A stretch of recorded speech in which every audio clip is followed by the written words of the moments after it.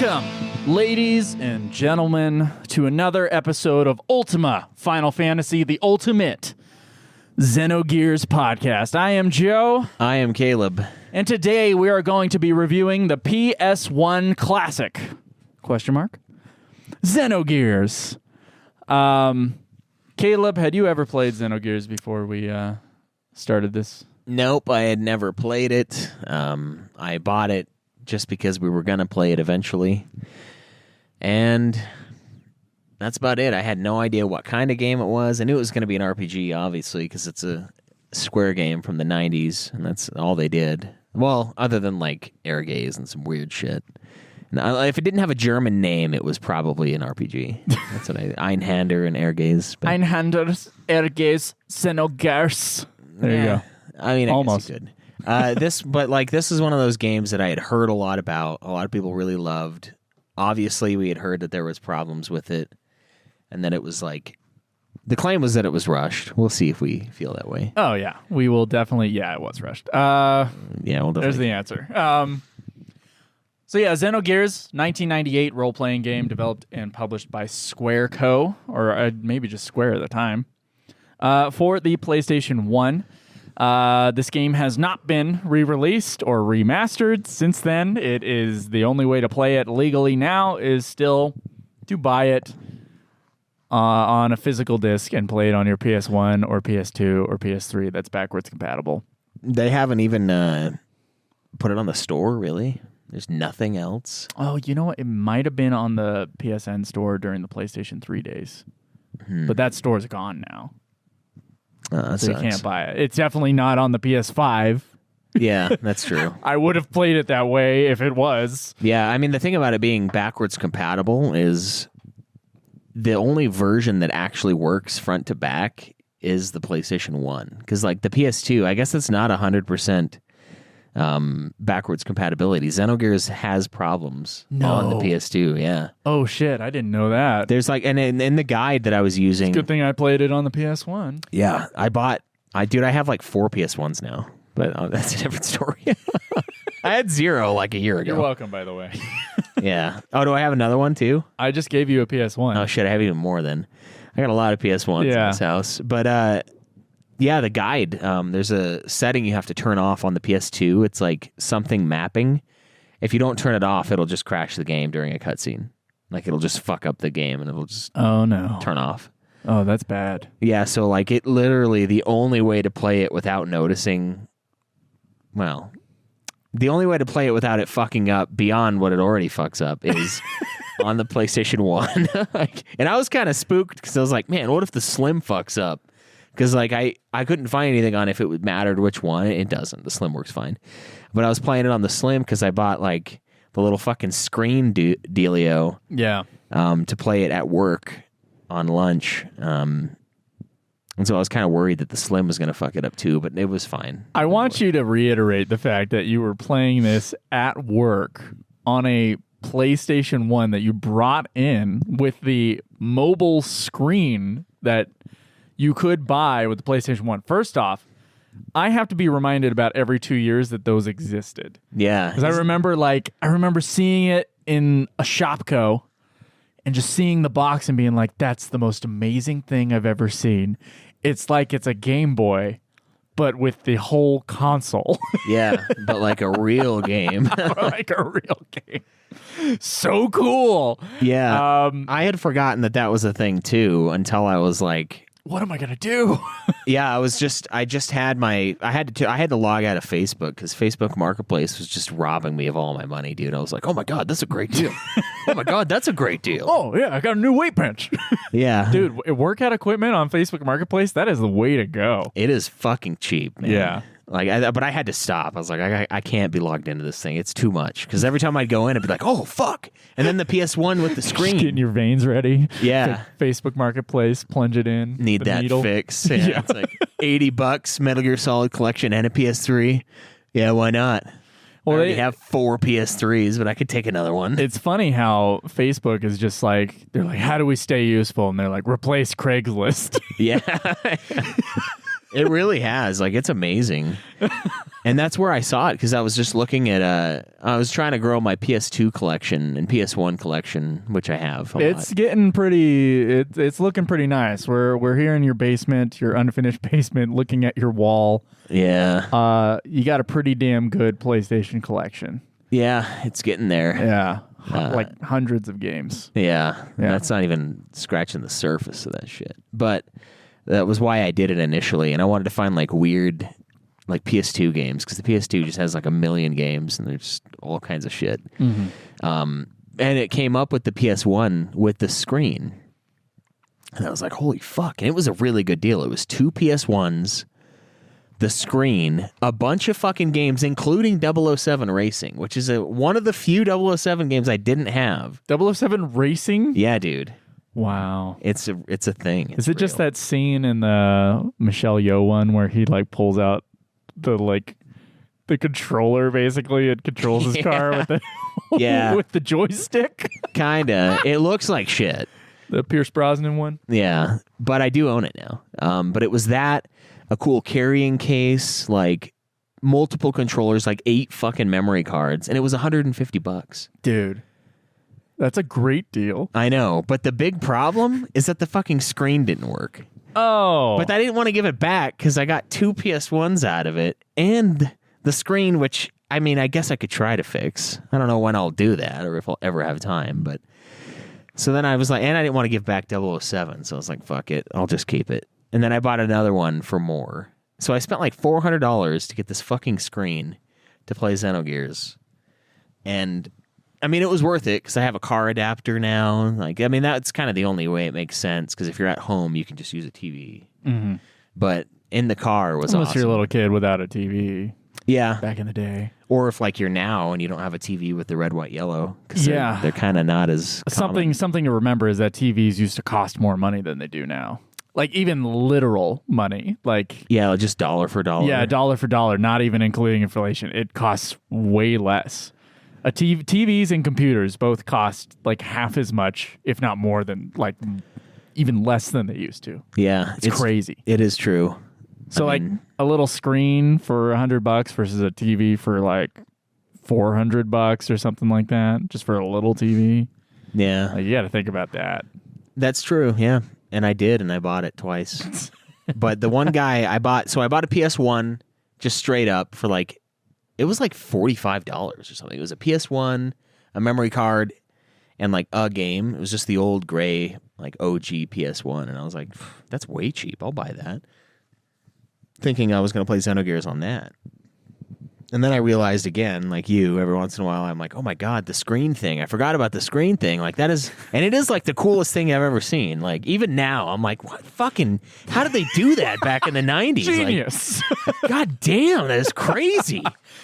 Like, fuck, I thought it was crazy when the kid at school, the fucking weird ass motherfucker named Shadow, or fucking, like, he would sit in the electronics building hallway at Provo High and play his fucking GameCube with the screen attachment thing. Yeah. And I thought that was the coolest thing I'd ever seen. I would never tell him that, It was obviously. one gen after, too. Yeah, and it was later. And I'm like, fuck, the PS1 had it. Like, God, how crazy is this? And so I was just blown away. So I had to have it. But, yeah, and then I had to uninstall Marketplace. I was like, I can't keep buying stuff, dude. Like, it's a good deal, yeah, but like, I don't need it. Like, I really don't fucking need it. Like, and I'm running out of. I have so many fucking PS3s and PS1s now, and it just all happened so fast. That's good. You'll be that guy that everybody's like, Caleb has spare parts. Yeah, There's a guy across the lake in a little town across the lake in which.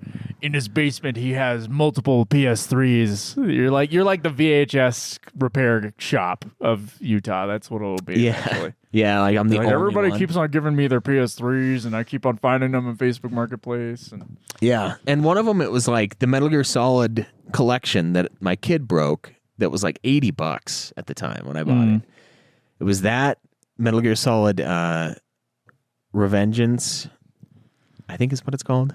I mean, we reviewed Metal Gear Rising Revengeance. Rising Revengeance, that's right. Excuse me. Yeah. Just to underline the stupidity of the name of that game. Awesome game. Which has a great connection to Xenogears. nanobots, son. Yeah, that's right. But it was that, and then like 5 other games, and the PS3, and it was like $80 or $90 or something. Yeah. And I'm like, fuck, I gotta. Someone else must have had to downsize recently and had to get rid of shit. Yeah. Didn't have room in their closets for even the size of the totes that they were keeping them in. Sometimes that happens, and you're like, I was gonna get rid of this eventually. Yeah. I guess I'll give them to Caleb. Might as well. Might as well. Or sell for $80 on Facebook Marketplace. You could have, yeah. Yeah. But now you can come and knock, and if you need, I feel like I parts. could borrow it off of you, right? Every once in a while. Oh yeah, I don't need it. Like, fuck. Look at this place. There's like I have like 4 PSPs now, dude. That's crazy. So the only consoles I now have are the modern consoles, the DS because I need it for our games, or the 2DS, excuse me. And that's it. So you got the Switch and the Switch, PS5, Xbox S, yeah. and then the PS5. So I got all the modern consoles. I got it covered.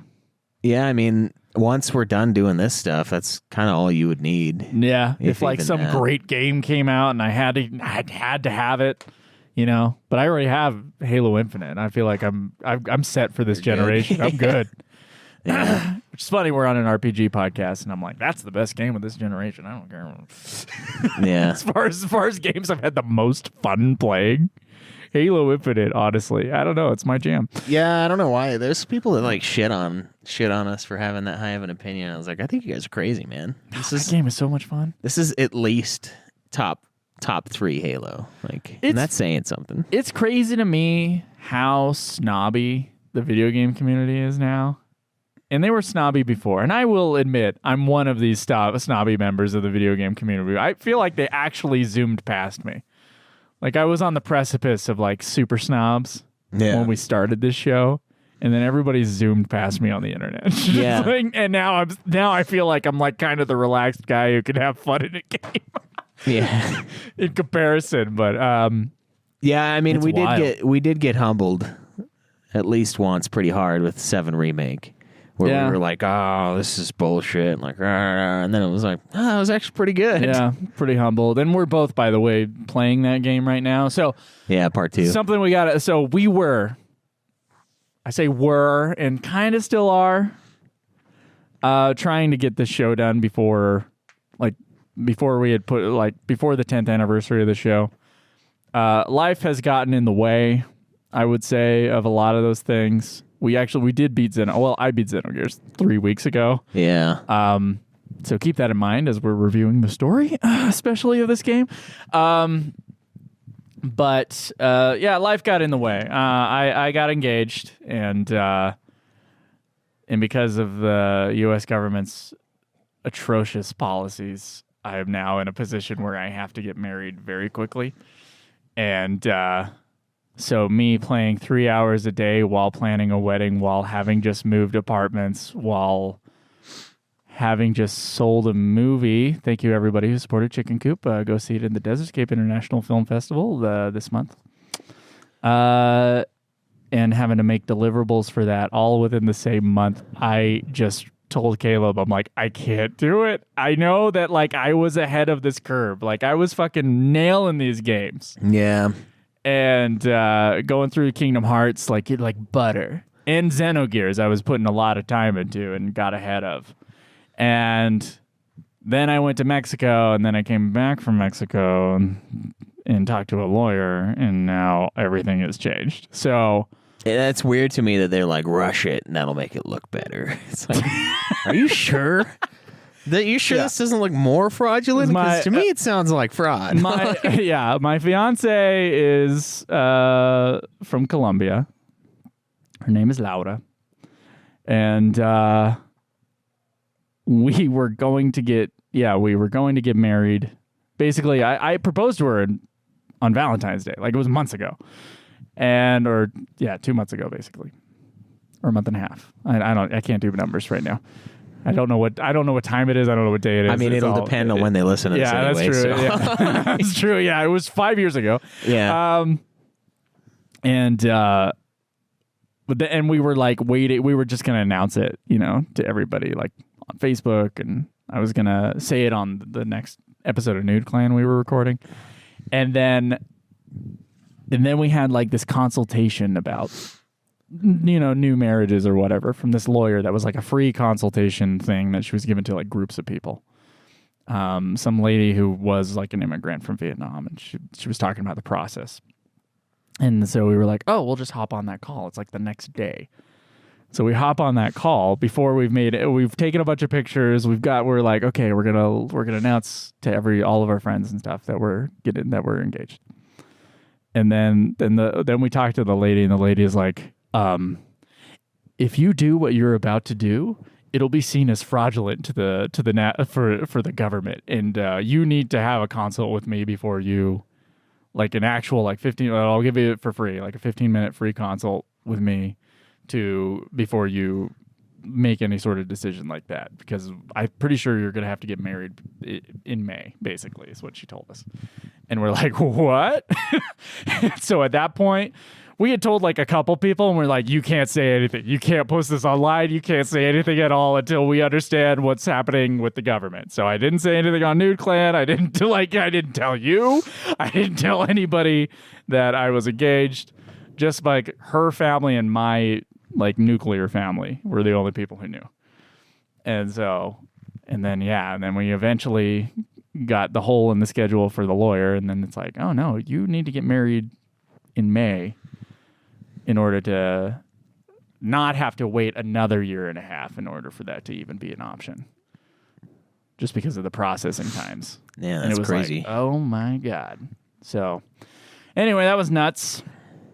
And because all that stuff is happening at once, what I'm thinking is I this is a might, no promises ever right now, might be able to finish 7 Rebirth and the first Bravely Default, and technically beat all the games related to Final Fantasy before May. So we have on our schedule to do the sequels to Bravely Default. Yeah. And we have like we have like 2 people who came out of the woodwork to do episodes with, and we have like a drama that I wrote years ago that we still haven't recorded. So there's still things that are going to be like trickling out past our 10-year anniversary of the show. But I can't wait to get sued over the drama. We're not going to get sued. It's impossible. They'll never know. It's a parody. Yeah. Is it though? I'm gonna announce that it's a parody to keep us within the limits of whatever laws. I don't want to get sued. But anyway, so now I know you guys were used to like every 5 days there being a Kingdom Hearts review. Yeah. Then we have a nice big gap before Xenogears, which makes sense because Xenogears is a fucking long game. Oh yeah. You might get another gap before Rebirth, and it's gonna go past the 10-year mark, at least for the show as a whole. Maybe we might be able to actually beat all the Final Fantasy games before then, Final Fantasy related games, but still, that's where we're at. So I apologize. I apologize to you for ruining your life for months, just to be like, hey, just kidding. Yeah. Like, oh, press the brakes, Caleb. Oh, so now you're busy, so now we got to stop. Huh? I see. Now I'm ahead. Now Caleb's ahead of me. I mean, I'm still behind what we would need to be where we need to be. But, yeah.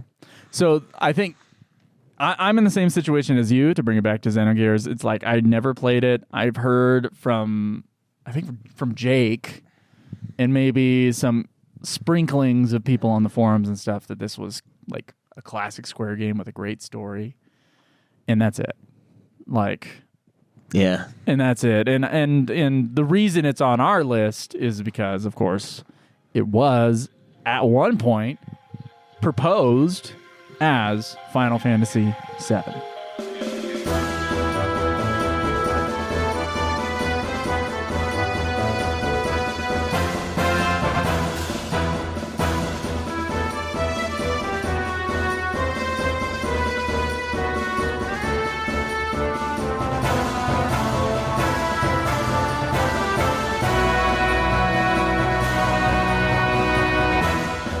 Xenogears was proposed as Final Fantasy VII, or after the development of FF6, by Tetsuya Takahashi and his wife Kaori Tanaka. But the company decided to go a different direction, obviously, and we got the FF7 that we got. And Xenogears, I guess the project proposal was allowed to become its own project. With a whole bunch of newcomers basically working on the game. A whole bunch of fucking idiots. No. Well, yeah, that's to be decided. So, yeah, Tetsuya Takahashi was the director. Hiromichi Tanaka, we've heard his name a million times, was the producer. Yeah. The writers, which included Takahashi and Kaori Tanaka and Masato Kato, the people who, of course, wrote the giant scenario for this game. The music was composed by Yasunori Mitsuda. And it was finally released in Japan on February 11th, 1998, and in North America on October 20th, 1998. Has not been released in Europe, by the way, which is pretty crazy. They actually, Square, didn't even know if they were going to, translate it at all. They were thinking it was going to be Japanese only. At some point, I guess they changed their mind because of all the religious themes and anti-religious themes throughout the game, and kind of a lot of sensitive subject matters, especially to the satanic panic crowd mothers of the 90s. Yeah. I'm sure that's what was in their head when they were thinking about putting the game out. It was almost not translated because of that, and eventually it was. They didn't put very much money into it, but it was translated by one dude who called it his most difficult project ever. It was one guy translated this entire game. Wow. His name is Richard Honeywood. So that's the story about how we actually got over here. How it got over here. It did well. It got good to mixed reviews. A lot of people saying that the second disc of the game was bizarre and weird, and no one understood why it went the direction it went, and we'll talk about that a little bit more in the story. But of course we learn now that the reason that the second disc is the way that it is because a couple years ago in an interview, this was pretty recent, the director of the game admitted that the reason that the second disc is the way it is was because it was a brand new team. Everybody in there was they didn't have that much experience doing their own, being the project managers for their own big game.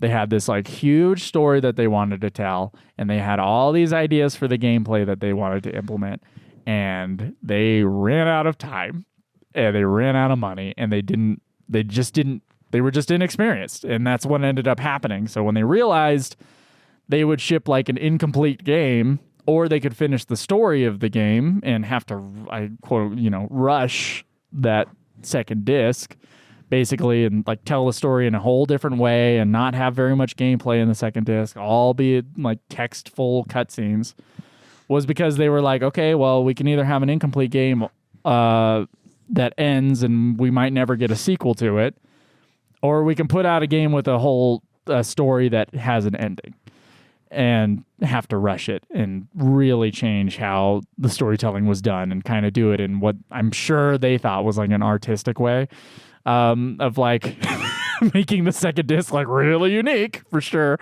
But being able to tell the story of Faye from beginning to end. And so that's what they decided to do. They decided to do that. There were, of course, planned sequels for this game, and they were going to have, I think, this is what I heard. I wasn't able to find this anywhere, but what I heard was that they were planning on doing a sequel to this game, and but they would only get a sequel if they sold 1 million units within that first year or something. Okay. And they were just short of that. It was 900,000 copies or something like that. And so he never got this. He never got to do the sequel. And so at some point, Tetsuya Takahashi eventually left Square to like form a new company and create Xenosaga, which was this trilogy of games that didn't do that well during the PS2 era. And that was almost like his like redo. He was going to tell a story with like that same ambition as Xenogears, and he was just basically going to try it again. Now, obviously, they're not actually connected, which is why we are not reviewing Xenosaga. The Xenosaga games, I believe, and I could be wrong about this. I didn't really read this before going into this, but I've been looking up stuff about this game for the last few months, so I think this is what happened. Like the Xenosaga games also didn't do well, and so he had to leave and go make another company. And so now there's a series of games that he started called Xenoblade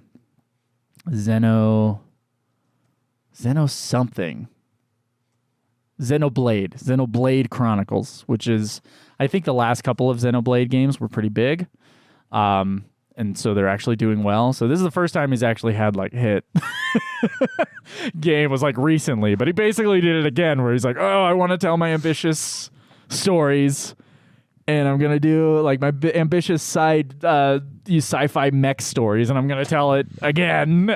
So he's now had three, like he's gone to the plate like 3 times and he finally hit the ball recently. Like he's had a couple hit games recently and he's not even like, from what I've seen, he's not like the head writer or anything of these things. He's more like kind of just in charge of the project as a whole now.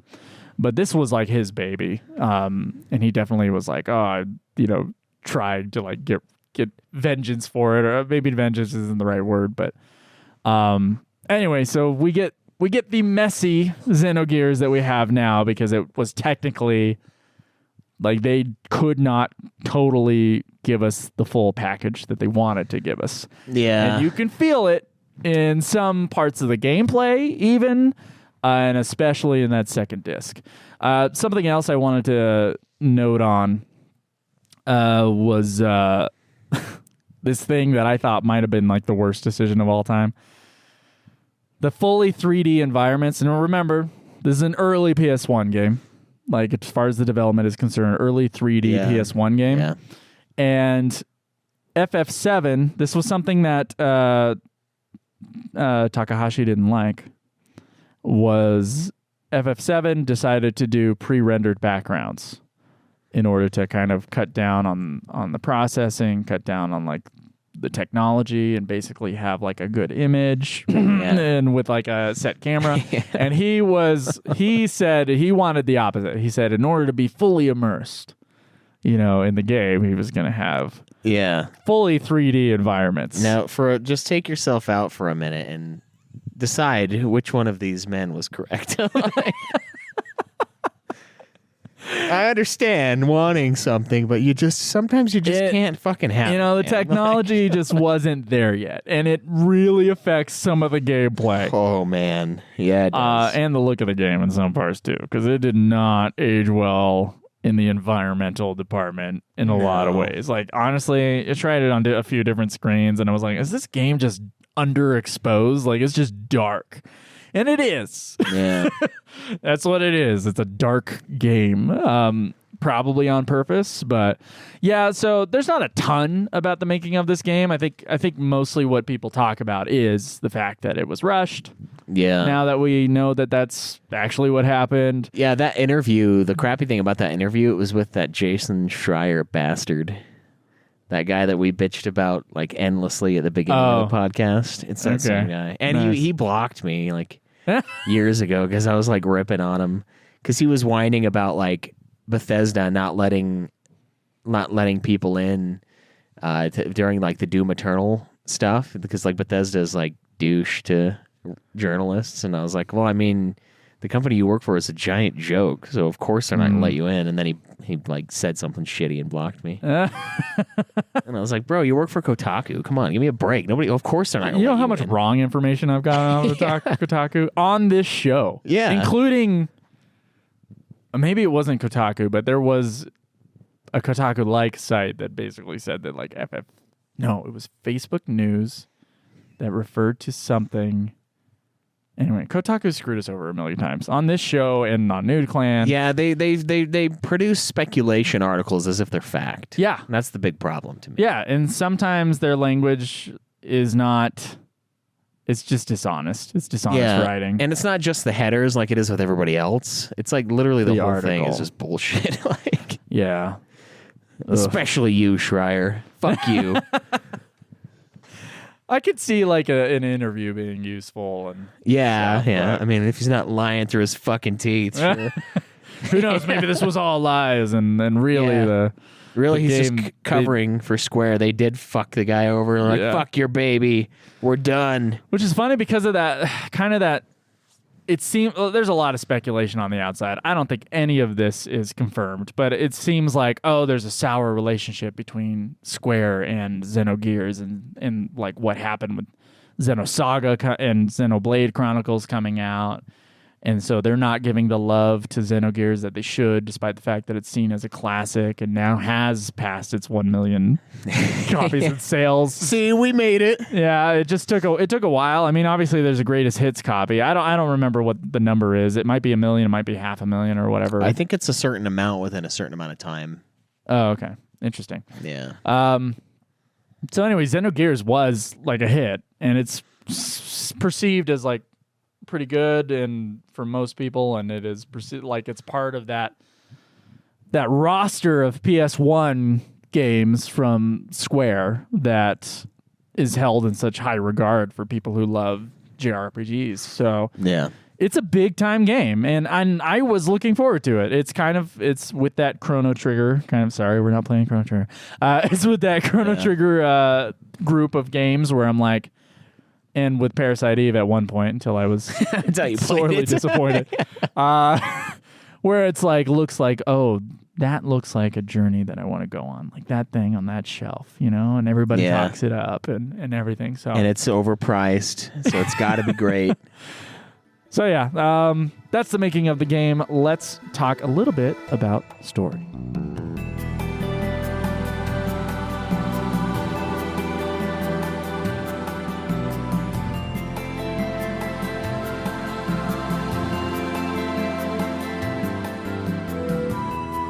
There is no way, absolutely no way. If you guys have played Xenogears, I think you understand my position, or you might be in the opposite camp. Okay, there is no way to summarize the Xenogears story.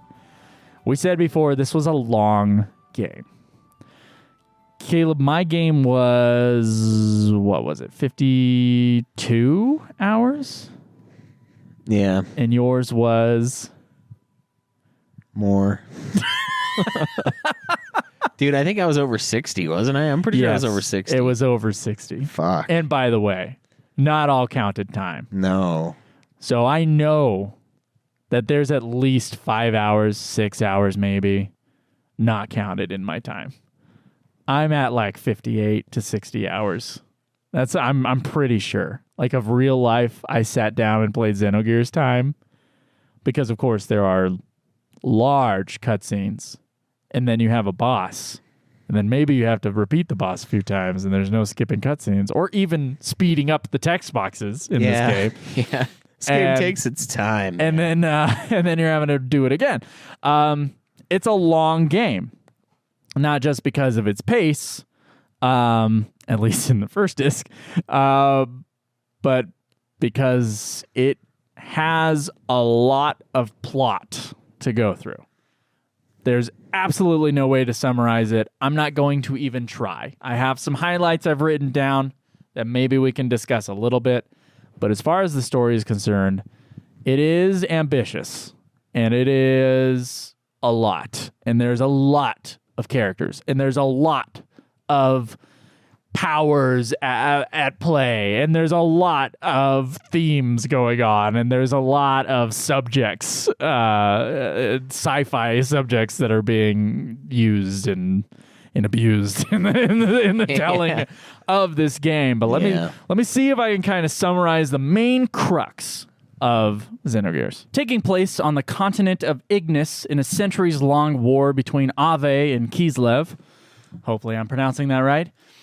Who fight a war in ancient unearthed mechs called Gears. It centers on a fighter. The story centers on a fighter, like a martial arts expert fighter named Fei. Fei Wong, something. It's very Chinese. Yeah. Who lives in an idyllic village named Lahan, which is between the two warring countries. He was stranded there years ago and was adopted and raised as a member of the community. And he can't remember anything about his past and what brought him there in the first place. On the day of his friend's wedding, with a girl in the village that seems to be torn between Fei and the groom, the village is attacked by Gears from a special military force from a country in the sky that no one can see called Solaris. And Fei instinctually, almost as if he was pulled into this situation, he instinctually gets into the gear, which is kept by the village doctor named Satan, or Satan, as I sometimes call him. He tempts people, you know. Yeah. Get into the gears. And when he's trying to defend the village, he accidentally ends up slaughtering most of the inhabitants of the village. Yeah, so think including like his friends. FF16 opener, very similar, where he just fucking Better, nukes. by the way. It's a better opening, I think, actually. It's more clear than the FF16 opening. Like, what's... Yeah. I mean, 16 did try to shroud it, sort of, kind of. Yeah, that's probably... That's, yeah. Lazily. Yeah. We would... 4.5 hour FF16 review in the collection, if you want to listen to that. From there, basically, like, really violent opening. That's like the first hour and a half of this game. From there, the game goes really hard, and Fei continues to try to escape violence and not, give in to his, I guess, instincts to pilot the gear and to kill people. Straight up fucking stomp people to death. Yeah. Only in the end to accept the fact that he needs to fight and confront the violent past and self that he's buried deep within his subconscious. Not only his past, but the past of his previous incarnations, and that of the great mother of the human species. The great mother of the human species, who he shares a mysterious connection with, a girl by the name of Ellie, who is one of the soldiers who actually attacks the village at the beginning of the game. Yeah. The game goes hard even before it starts. Did you watch that like pre-game cutscene thing? Yeah, the one that takes place thousands of years before the actual story of the game. Yeah, way fucking before. Yeah, that was crazy. I was like, God damn. And you don't understand any of it until the second disc is almost over. Pretty much, yeah. But I was thinking that. I was like, when are we going to get to the like crazy shit that what happened? in God's name is happening right now? Yeah, and then it's like, oh, it's Titan AE. Oh. So you referenced something else that nobody saw. Like, anyway. Titan AE was in 2002, so it was later. Oh, okay. Yeah, so Titan that's AE fair. is really Xenogears. Yeah. Man, they've really picked a gem of the culture to pull from. Yeah, Titan AE, another film that destroyed someone's career. Yeah. Or another thing. Yeah, it definitely did. So, and then I put in my story write-up, yada, yada, yada, Fei has to destroy Deus, an interplanetary weapon system made by ancient interplanetary humans, to save Ellie. And Ellie has to save the world by moving Deus away from the planet in order not to destroy humankind in the release of an interdimensional being that created woman called Wave Existence. You're welcome, by the way, for that write-up. That's Xenogears in a nutshell. Does it make sense out of context? Absolutely not. It's fucking crazy. So the idea, I think, and this was something that I really thought was spectacular about at least the first disc of the game. And it's something that I go, like, when I'm playing, we've played so many of these goddamn RPGs. Yeah. And we're now like become professional critics at these goddamn RPGs. And what I see in a lot of these games is like, yeah, there's a lot of ambition. There's a lot of like world. There's a lot of lore. Talk about this a lot, especially with the kind of the negative aspects of Final Fantasy XIV's storytelling is like they try to give all these things, all this lore, like importance, but it doesn't actually affect the character that you're playing in the game really that much. Not enough to be like pulled along, I think. I mean, it's fine for the super nerds, whatever. I know some of you guys are listening. And if you like it, but I don't like it. And the reason I like it is because there's nothing pulling me forward through the game. Like, there's no thing where I'm like, what's going to happen next? This game immediately starts with the main character accidentally committing an atrocity. And he has no idea why he did it. And then as the game goes on, it gives you, like, it gets into the politics of the area, it gets into the war of the area, other characters come in, you're sent to prison, whatever. As all these events are happening throughout the game, you're getting just a little bit more of, like, what happened to Faye in his past, and why is the world the way it is, and, like, who are the powers that be that are causing all this to happen? Like, is it really his destiny? Is this a religious thing? Is this really like a technology thing? Is it is it magical? What is it? You know?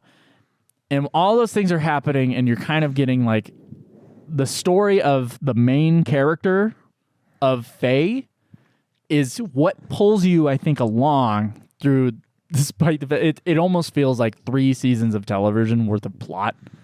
Yeah. As it gets kind of, as the game goes along. So that was what I thought was really interesting about it. That despite how complex the plot is, and there's no fucking way I'm going to do a breakdown again. I've learned my lesson from the fucking Final Fantasy XIV reviews. If I do a breakdown, you guys think I contextualize things wrong or whatever, and we just disagree on what happened, and I'm going to get some things actually wrong just because it's been 3 weeks since I played the game.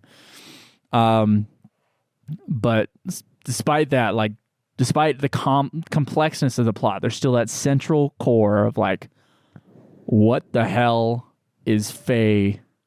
Boy, what is he? Like, at the end of the day. And you just get like little answers and breadcrumbs along the way, and it pulls you through like this super complex, like, honestly bogged down plot. Yeah. So that's kind of the central core of it. I have a few different highlights here. Murdering the entire village. What did you think of that? I mean, that was pretty crazy. Fucking nuts, right?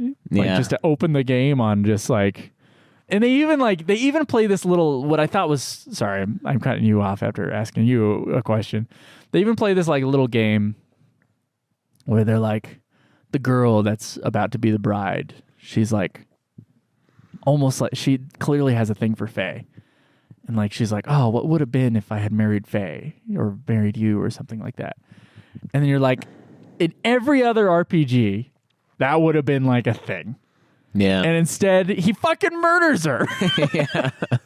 Like 20 minutes later in a cutscene. It's like, it's Yeah. nuts. And then In front of her poor balding little, like, 8-year-old brother. Yeah. Like, with the hairline of modern day. Oh fuck! What is that guy's name? Man, I just ruined the joke. Okay. The main guy in that shitty Marvel movie that we make fun of, Captain Marvel. The main guy in that in Captain Yeah, he's like a big actor. God.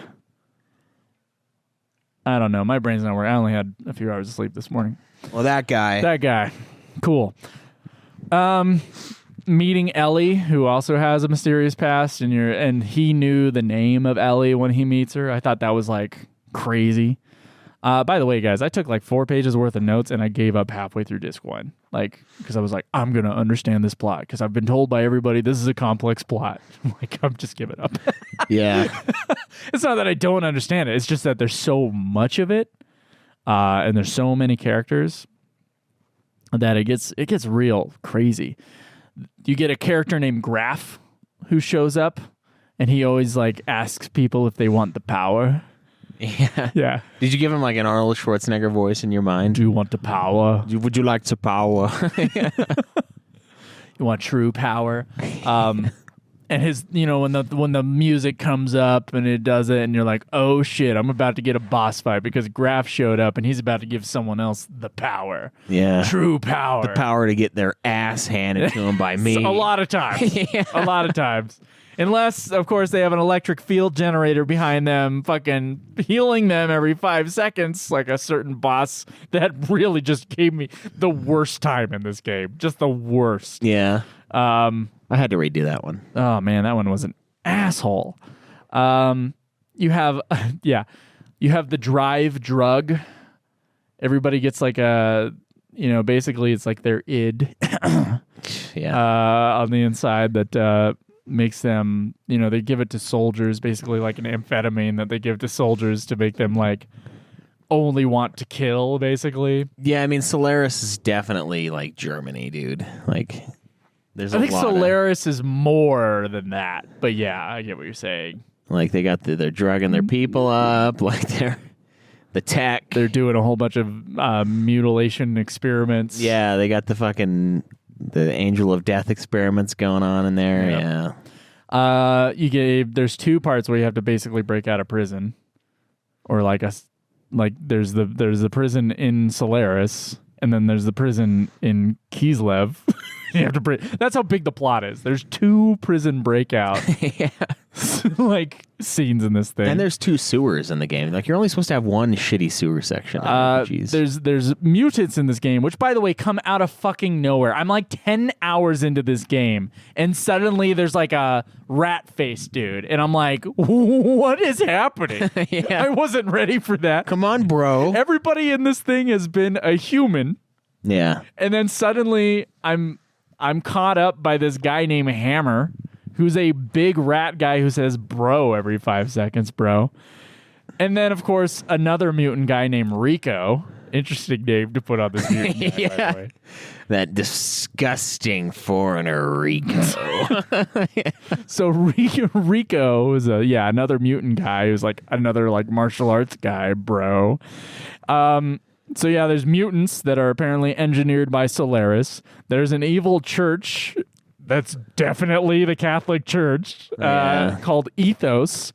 They're definitely diddling the kids before they transform them into stuff. Unless the kid has a shotgun, which... Yeah, then they get diddled back. Yeah. There's a giant force... there's a bunch of people whose consciousness has been uploaded to a giant rotating computer, and they're giving orders to Kislev, or not Kislev, Solaris. the one guy, Cyclone. Krellin. Oh yeah, and Krellin is like doing his bid, like doing the bidding of a bunch of other guys. Krellian was a chick for about 40 hours of this game. Oh, nice. And there's like an ancient emperor guy who is the only like surviving of this ancient race of people. Yeah. The rest of them have been uploaded into the ministry, which is, and they're in charge of Solaris, and Solaris is causing the wars between Kislev and Ave. So and they're doing a bunch of experiments. Yeah, Emperor Cain, just think of like modern day Danzig, Glenn Danzig. That's basically what he looks like. Like his face is kind of that's a good way of collapsing. Like, do you think he'll just drop into a pile of bones? Yeah. As well. Yeah, probably. That's how he'll die. There's desert pirates of the ship on a floating ship, and then another floating ship, which is like the men of the sea. Yeah, there's a real ship, and then there's like a sand sea ship. Yeah. group of people. By the way, we talked about Solaris. There's actually 2 nations in the sky. There's Solaris, and then there's Shevat. And Shevat's the good nation in the sky, and the only nation that's not under the control of Solaris because they were able to hide away from basically the gears of all the other people. There's a love story in this game between Ellie and Faye that stretches amongst the centuries. Yeah. It's really weird. Like, Because there's reincarnation in this game. Wouldn't that make them like related? Like, unless they never reproduced, I guess. No, because he was a reincarnation of like the surviving man or one of the surviving. Whatever. Yeah. Don't fucking quiz me on this shit. He was like an old survivor, and then she was created from that interdimensional being, the wave existence that you come across later. Yeah, I mean, it's basically Eventually to destroy Deus, the weapon, and release the interdimensional being that was inside of it. Yeah, I mean, that I part think. didn't make sense to me because the humans came to the place 10,000 years ago with God on the ship, right? Deus on the ship. But then they blew it all up. So how the fuck is anybody here? The God, the people. Like, Right, so the people are there because the wave existence created woman again in order to have... Yeah, I remember it being explained after I wrote that down. But then I was like, I don't want to write it down. Yeah, it was nutso. There's a love story with a sex scene. By the way, this game is rated teen, has tons of violence, There's tits in this game. has lots of butts. Lots of ass, yeah. They're straight up tits, those one monsters that you have to heal instead of attack. They got their tits out, bro. They got their tits out. And they're like Tits out, bro. they're like shaking those bad boys. Some crazy plot twists where good people become, or bad guys become good, even at the very end of the game, where she's like, well, he wasn't really that bad of a guy. Yeah. And then good guys become bad guys. And then Satan, or Satan, is definitely still a bad guy, with all the, like, he's basically getting Faye to accept his destiny and eventually having to destroy Deus. And, you know, he's working as like a double agent against Solaris, who he used to be part of. But Satan, or Satan, he does some shit to do that. Yeah. It's like, someone put this in the forum and I didn't even think about it. Oh, I did. And I was like, oh my God. You want to explain that? Yeah, so there's a part where you go to what's called the Soylent system. And now I've never seen that movie. I've never seen Soylent Green either, but we all know. We all know what it is. Yeah. It's basically the plot of it is like humankind, the planet's so fucked that we have to eat dead people. So that's all that's left. And so you go to this place that's called the Soylent system, and then you walk into this room and there's just like a bunch of cans of food, and then the party's like, oh man, I'm fucking hungry. Faye and Ellie are like eating, and then Good thing that Paul Newman movie didn't exist in their universe, or else they'd be like, Soylent. yeah, that sounds familiar. And so they eat it, and then they ask Satan if he wants any, and he's like, nah. And then they go into the next fucking room, and they've got like those fucked up. It's like the failed versions of the morph, the animal human morph things. The wells. Think of like the guys from 13. They're kind of similar to that. Lassie. Yeah, the Lassie. They're like the fucked up ones that they. Oh, Seath, sorry. Yeah, Seath. Yeah. Lassie is what you are in that game. You become one, maybe. Or you turn to stone. Pick your poison. Seath or turn to stone. They're really like, I don't want to become the monster and live. Yeah. But in this one, if they fuck up the experiment, they just mash you into a can and they fucking feed you to the other people. And so you eat, and then you walk into the next room, and then Saitan's like, remember what you just ate. And then, like, you see it happening, and your guys are, like, disgusted by it. But the whole time, I'm like, man, I'd be so pissed at that guy. I'd be like, what the fuck, man? Couldn't have told me that, like, 5 minutes ago? Like, oh, remember what you just ate? Yeah, don't you feel like shit? It's like, no, you should feel like shit. You let me eat it. You knew what it was, you sick fuck. Like, what is wrong with this guy? Yeah, I was like, oh my God. I mean, I knew what it was going to be because obviously everyone knows that, but maybe at the time it would have had more of an effect. It's weird. This game, like, mashes, like, every fucking post-apocalyptic sci-fi. Every plot element from a post-apocalyptic thing is in this movie in some way. It's, like, shoved in there. Like, it's all there. And it's like, yeah, it's kind of Plus cool. martial arts. Yeah. It's kind of cool, but it's also like, man, it's just borrowing. It's borrowing from a lot of different stuff here. So, well, I don't really mind that. I mean, we had a conversation about this before the episode started, but it was like a lot of the things they do that would normally be like subtextual or just text. So, like the bad guy within Faye that pops out and is super violent, his name is Id. And it's like, no, I got it. Yeah. You get it? I didn't need to be explained too much on that one. You get it? Yeah, I get it. Yeah, there's Thanks. gosh, there's a lot of religious elements, like we said before, that Square was concerned about. But there's like killing God, reviving God, endless a war between two nations with mech suits, of course.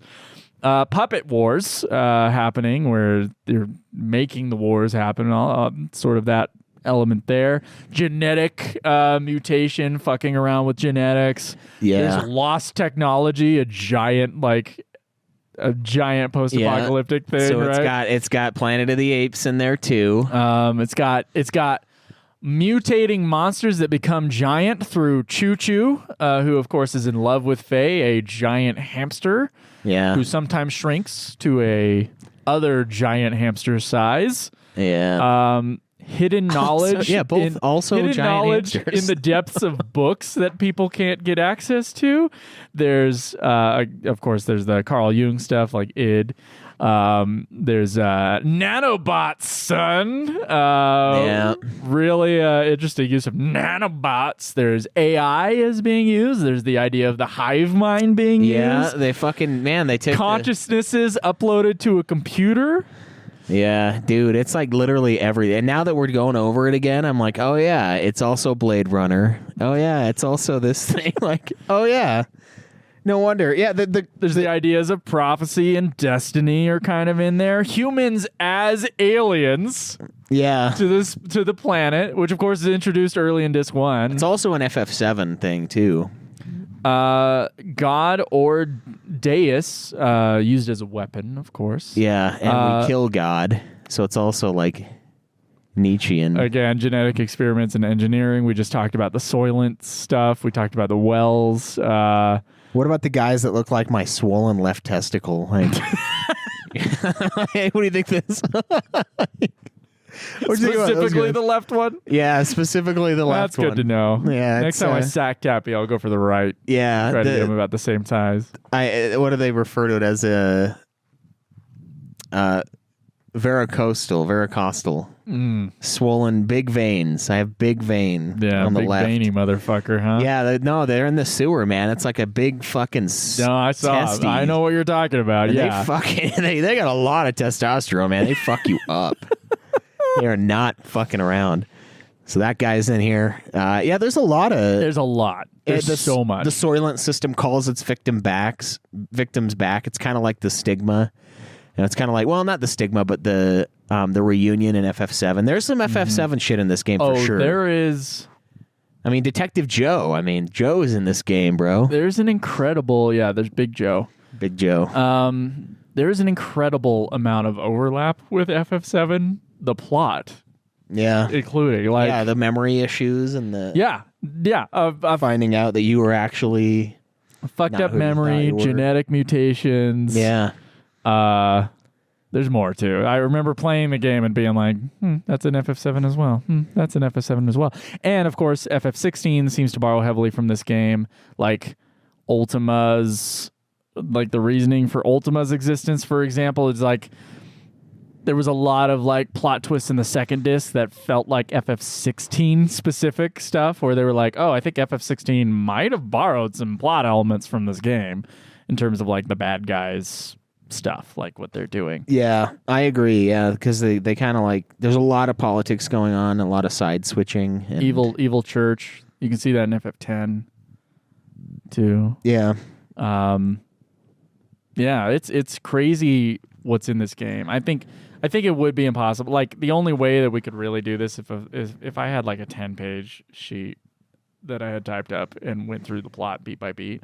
But again, it's like it's not going to do it justice to anybody who knows the plot. And this is not necessarily just a story breakdown like we're reviewing the game. But I mean, one of the craziest scenes that I'd love to bring up is that Rat Bro or Hammer who kind of helps you out in the Kislev prison scenes and then helps you out later in the game. Eventually becomes a fucking double agent, kills people, which is wild. He just betrays you. And this is in the second part of the game where it's just like it just has like text forever and then shows you a scene and then text forever and then shows you a scene and then has you fight a boss and then text forever and then like and it's just basically giving you the Wikipedia article of like what they would have like the game they would have made if they could have.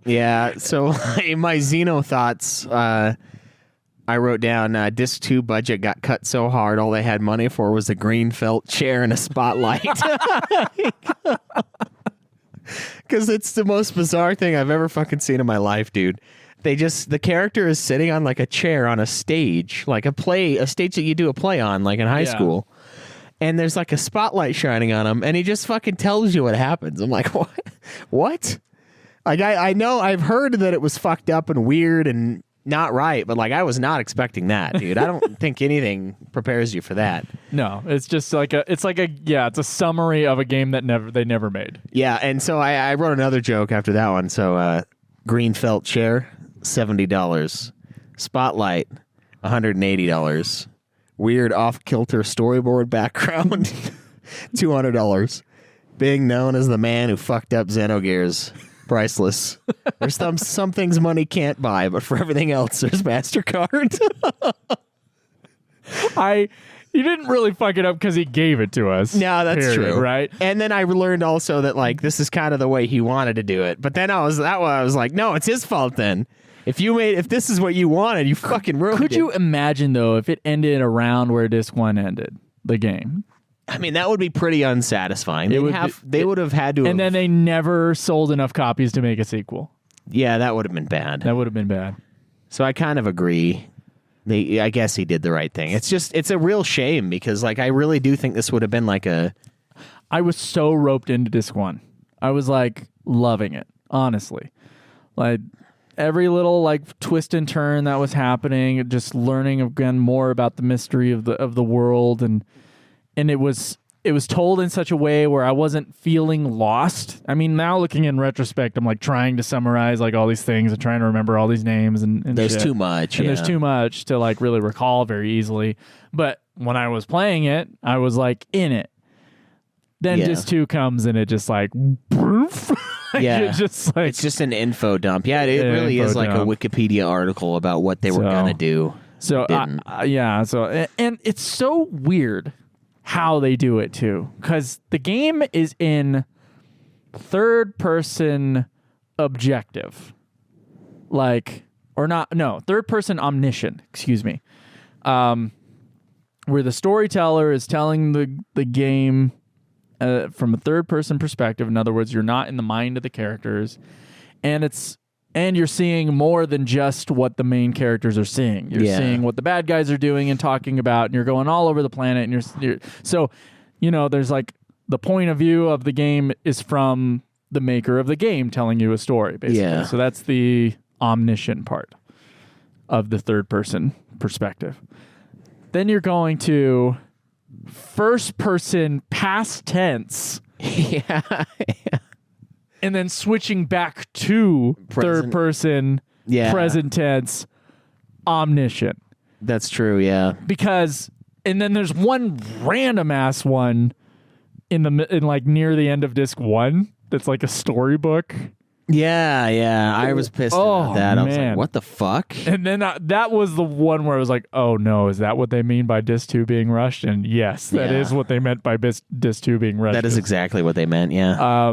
The most character development is that. Because, it's one character sitting on their chair and it's from their perspective going like, and we did this, and we did this back then, and then and you're like... They're telling you the story. Happening? They're telling you a list of things that happened rather than showing you and having it unfold before you. They do, but it's literally from the different perspective than the rest of the game. Yeah. That drove me nuts, dude. I had a person in one of my writers groups. I will not say their name. This person's no longer in my life, so I don't, whatever. Now I can kind of shit on their writing. They didn't quite understand point of view. Like, and I don't mean in like the writerly sense. I just mean like the basic ass, like I said or he said, when within the context of the thing. So like I would see this person would do like a couple paragraphs. This person was an idiot, is what I should emphasize. Would go from like first person to third person randomly. Yes. Yeah, that drives me nuts too. And I was like, okay, what grade are you in? Because this is like a third grade problem you need to fix. Yeah. Like this isn't, we're not going to be talking about your plot elements. We're not going to be talking about like any of the other things to improve a story. We're going to talk about the basic ass shit, like your perspective in which you're telling the story from. Like when you tell a story or when I tell a story about myself that happened in the past, you stay in that vein. Yeah. And the grammar stays in that vein. Like once you change from that, then it becomes something, and this game changes. Yeah. It straight up changed. And when it happened, I was like so thrown off. I was like, what the fuck? Yeah, I almost didn't want to play it anymore. Like it was like a wall. It was like slamming into a wall, and it was like yeah. And it's just crazy. And it gives you some moments where they give you like a real scene and they give you some real gameplay and then they're back to it. Yeah, like in that second disc. When you fight the one monster. I don't even remember what he is now. I'm like already forgetting. It's like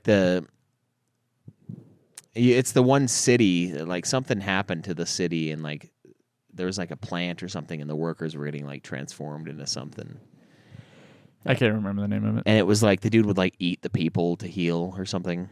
Yeah, that part was kind of cool. And like, so the bigger elements of it, they would let you play. Yeah. And like the final dramatic parts. Like the hammer part, killing Ellie's like mother. Yeah. That was wild. That was like after a 20-minute scene of like the Wikipedia text. And then suddenly Hammer is a bad guy. Yeah. And there's no buildup or anything. But it was a crazy scene. I'm glad they showed us that. But like... Yeah, but it loses its like... It loses... impact because you don't... It loses some of its impact, I think, at least. Yeah. It did that a lot. And then like it was weird because it would throw you in and it'd be like, oh, okay, now we're going to make you play this part. And then you'd go in, there'd be like a fucking robot that would be the shopkeeper. And then you'd buy all your shit from them because they got to cram all the like, this is what you would have done in the world. You would have like went and bought shit and like upped your gear and like gotten all ready. And so they shove it into like one dude. And then you just go do the part. And it's like, I almost don't even want to do the part either. I just want to do the storyboard because that's what we are now. That's what we're doing. And so it's like, well, fuck, now I got to play the game. And it was just kind of annoying, honestly. Like, I was just annoyed that they had done that. I was like, man, I can't believe this. Like, I really cannot fucking believe that they did this. Like, it's crazy. And, like, I guess if they would have done it the whole time, maybe the story would have been less awkward.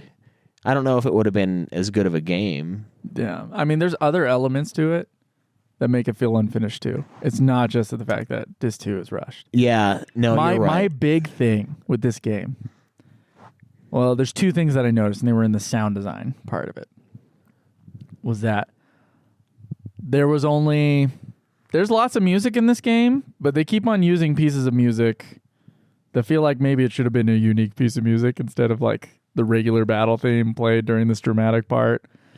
feels like the soundtrack was kind of rushed, is what it felt like to me, or like the placement of the soundtrack. Sometimes it would play like a song that was kind of inappropriate to the scene that they were doing. Yeah. Or there would be fucking utter silence. Yeah, which is not Square at all. No. There is no silence in Square. No, and there was crazy things like there's just no button sounds, there's no footsteps, there's no like little touches to kind of make the game fill out in terms of the soundscape. The soundscape in this game is bizarre, like their choices. They even have voice acting in a lot of parts of this game, but it's like just in certain awkward, weird moments. Or like where they put the big cutscenes in is like interesting choice. This was a real cutscene, and then or a animated cutscene. This was a fully 3D rendered cutscene. This was a cutscene with the in-game graphics. And then this wasn't a cutscene at all, and it was just a Wikipedia article, and odd choices throughout that did feel rushed. It feels like the soundscape of the game is probably one of the last things that they do, and I'm guessing that's why like sometimes the game is like silent for like 30 minutes. Yeah, and it's weird. Silent, not just nothing. It's weird. Yeah, no, I mean, no Final Fantasy really does that. Like the closest thing to it is maybe like some of the parts in 7, maybe with like Sephiroth, where it's just like the heartbeat part. But that's like cool. And then it always kicks off the soundtrack. Or in like FF8 has those loud footsteps, even in the silent moments, But there's usually a piece of music playing. But if there's not a piece of music playing, you can hear footsteps. Yeah, at it's like for game. dramatic purposes almost, that you hear them like it's like, oh man, the build up, we're getting there. Like in the final area, there's parts like that. Or in the menu, for example, like is the loudest, slowest menu of all time. And it feels like a bad port. Boink, boink. Yeah, it's like, wow, this is 90s. Like, it hurts. And you're like, okay, was it the technology or was it the fact? Okay, this is what I'm guessing, right? They had to rush the game, so they also had to rush. They had to rush the sound. They had to rush the music. They had to rush. And it's, by the way, great score. We'll get into awesome. it. But like the use of the music, and it feels like it should have been filled out more. If I'm playing a more complete PS1 game, then I've played a lot now. Yeah. And you're used to just a different level of quality in the Square games. Like, there's just some things where you're like, this feels janky. This feels like you were saying, a bad port. To me, it feels kind of like a demo in certain ways. Like, not in the story department, for sure. Yeah. But some of the battle system, for example, is like clunky.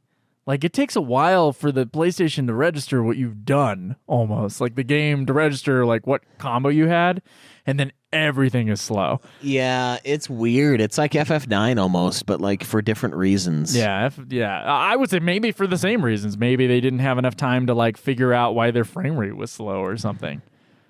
And they were like, just put it out. Like, it's not as streamlined as we would like, but just put it out. I mean, yeah, it could be that. Because 9, that's kind of how 9 felt. It was just slow. Well, 9, they didn't slow down the frame rate. They slowed down the battle system to make up for it. And they just decided to do something slower for that so that they could have better graphics. I mean, this game's way more fucked up than FF9. But this feels like what everyone bitches about.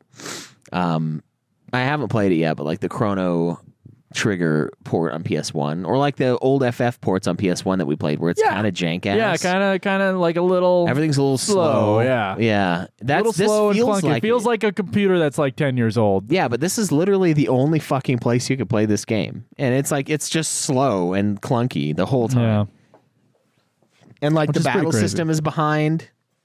Like oh man, yeah. So story. Oh yeah, we gotta. There was one more thing about story that I wanted to say, and then I'll let you speak a little bit more because I've definitely been like holding this conversation hostage. The ending of this game, it just kind of fucking ends, and that really annoyed me. Yeah. They were like, they saved the world from blowing up. They got rid of the god machine. The gears are no longer gonna really work. Because they were being powered by that force.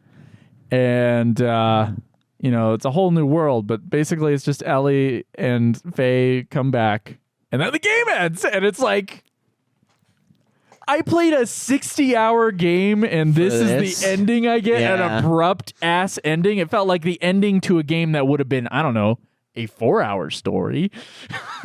Like, I can deal with an abrupt ending for something, for like a simple plot, but I had a very complex plot, and you're not giving me that Return of the King, where is everybody now scene. Like, you're giving me just fucking, nothing. It's crazy. Yeah, I mean, it was so unimpactful that I didn't watch it again, and once it was done, I was done. I didn't look anything else up on this game. I didn't do anything. And it's sad because like there's a lot of deep like philosophy in this game and a lot of like cool ideas that they play with, but in the end, with it not paying off like it should have, once it was done, I was done. And I was like, all right, well, we're gonna go start 7 Remake Part 2 when I get home. It started so promising, and it's a bummer that they were too inexperienced to be able to handle that situation. It does. Like, because you probably should have like figured out all your shit with like a whiteboard and paper and pen with like the 5 dudes, that are really in charge of the whole situation, and his wife, obviously. And then go like, okay, all right, well, this really seems like this will be too long. Yeah. But, I mean, they were inexperienced, so they didn't recognize that they were having the ambition of a 60-hour game. I think honestly, like, the big thing is, like, when you're physically writing this game, like, you're writing, Faye wakes up here, and then this happens, and therefore Faye does this. And your outline is, like, I don't know, 35 pages long. You might have written something too big. Yeah. So, I don't know. But that is only experience. I'm saying that as a person who's made, a couple movies and written a lot of screenplays. There is something where you're like realizing, and it's only when you have had experience. You can kind of feel when you don't have enough conflict to get a screenplay that is going to be full length. Like, that's what I ran into when I was a lot younger, like, where you don't have enough in your story to actually get a full story. Now, and then you can have the opposite where you're starting to write something, you're about the first act in, and you're like, oh no, my first act is going to be 50 pages long, and I'm going to have to do some cutting. Yeah. But that does only come with experience. Like, that's not something, I guess it would be tough if this was really this guy's first thing, which it might have been. He probably didn't see just how big and complex this was going to be. Yeah. Maybe you wanted something big and complex, but then didn't have like the experience to kind of wrap that into one big project that everybody was doing and to do some project management as far as like, you got to make your choices, If you only have so much money and you only have so big of a team and you have a certain amount of period of time to get this project done, but you have this huge ambition, something has to give. Yeah. You have to make some sacrifices in there. You have to decide what's important, and then you go from there. Yeah. So it's a real bummer that we didn't get like his full vision. I think his full vision would have stretched over multiple games, which obviously he's done with his post Xenogears series that he's made. All of them having the prefix Xeno in it, just to not to say that the games are connected at all, but that they're all made by the same guy. That's what he said, I think. So, anyway, what did you think of the story? What else do you have on the story that you want to touch on? I would have been pissed if this was my thing. Maybe at myself. I'm not sure who to blame. It could have been a 85-hour epic, but instead was a 50-hour disc 1 and a storybook disc 2.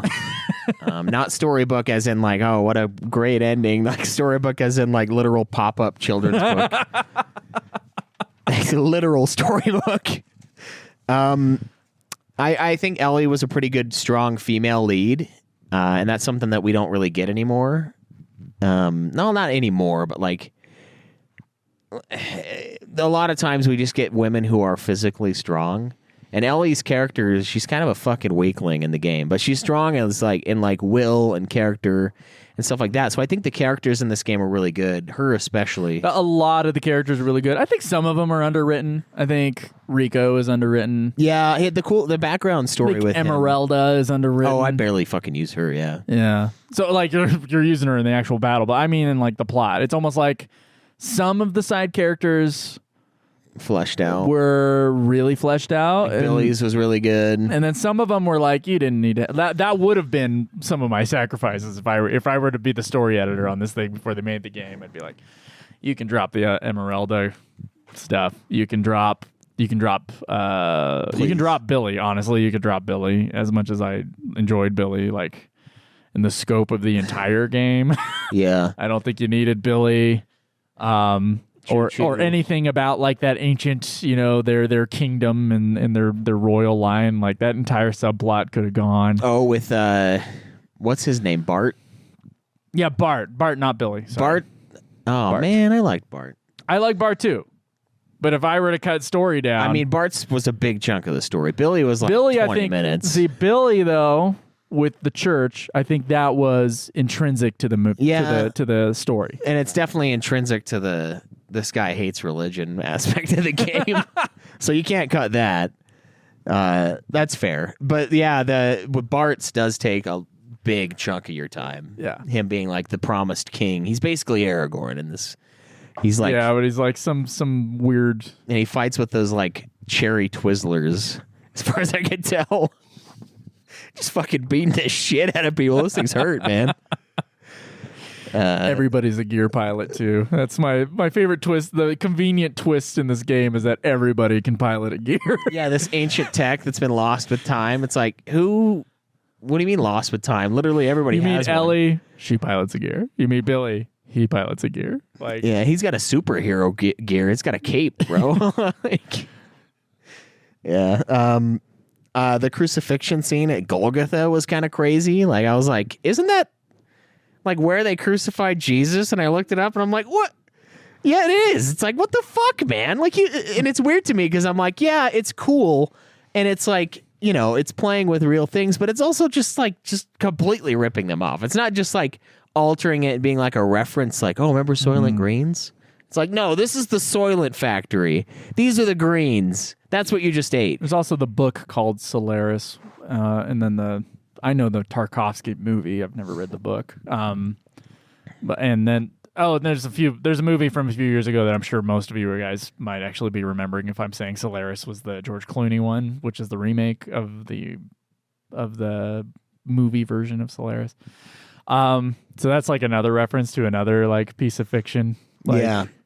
I also thought it was crazy they crucified everybody, but then they straight up like crucified like Choo Choo. Like, it's one thing to tie up the robot arms, or even put a nail through the robot hand. Like, who cares, right? But this guy's an actual fucking like giant hamster. They just fucking hung his ass up. What Choo mean? Yeah. That was funny. Okay, the bro stuff from Hammer was funny. Until he's like, dude, I'm gonna kill her, bro. And then Choo Choo always finding ways. The translator was always finding ways to put chew in there as like a verbal tick. Yeah, so that was funny. That was good stuff. Actually, I enjoyed Choo Choo after getting used to the fact that there were mutants in this world when I was only seeing people for at least 10 hours in this game. Again, being like, that's like a sin for a piece of fiction to commit. You gotta know that you're in for a certain genre, I think. Yeah, that's true. You gotta know that there's some like weird shit going on. Like in Star Wars, you immediately see like some weird creatures come out after the first scene. Yeah, you're in the desert, and they're like, and they're grabbing the robots or whatever. Yeah, FF12, same thing. I mean, I know we already said Star Wars, but because like at the beginning of Star Wars, you're like, okay, robots, talking robots, and you're like, okay, humans, and then okay, weird creatures. Like this game was like humans, and then like, oh no, there's a There's a fucking rat talking man. rat. Oh, and then there's this guy who's like a giant buff werewolf dude. But I mean, to be fair, if this was the 160-hour version that we were supposed to get, then that would be considered part of the first act. But yeah. It didn't feel like it. Not so, yeah. I was like, God, yeah, fuck, dude. I was like, when is this disc gonna end? Like, this is as long as the game was supposed to be. Disc 1. And like, you said 56 hours, bitch, not 112. Like, HowLongToBeat.com. yeah. Hours. Like, it lied to me. I sucked at the ending. I thought it was interesting though, like killing God, and then like they had the whole thing where like we'll have to come up with like, I feel like they touched on this, like, oh, maybe not. I don't know. There was that. There was uploading it consciousness. Like I said, every sci-fi plot. Yeah, a lot of stuff that Neon Genesis Evangelion used. Yeah, I never saw that. The uploading human consciousness to a giant like hive mind thing. That's a big part of Evangelion, and then Evangelion also uses a bunch of Christian iconography, or Christian and Jewish iconography to kind of tell its story and make it weird amongst mechs and giant monsters. So there's a lot of overlap with Neon Genesis Evangelion. They're both really complex, I guess, stories. Evangelion less so, I would say, actually. Yeah.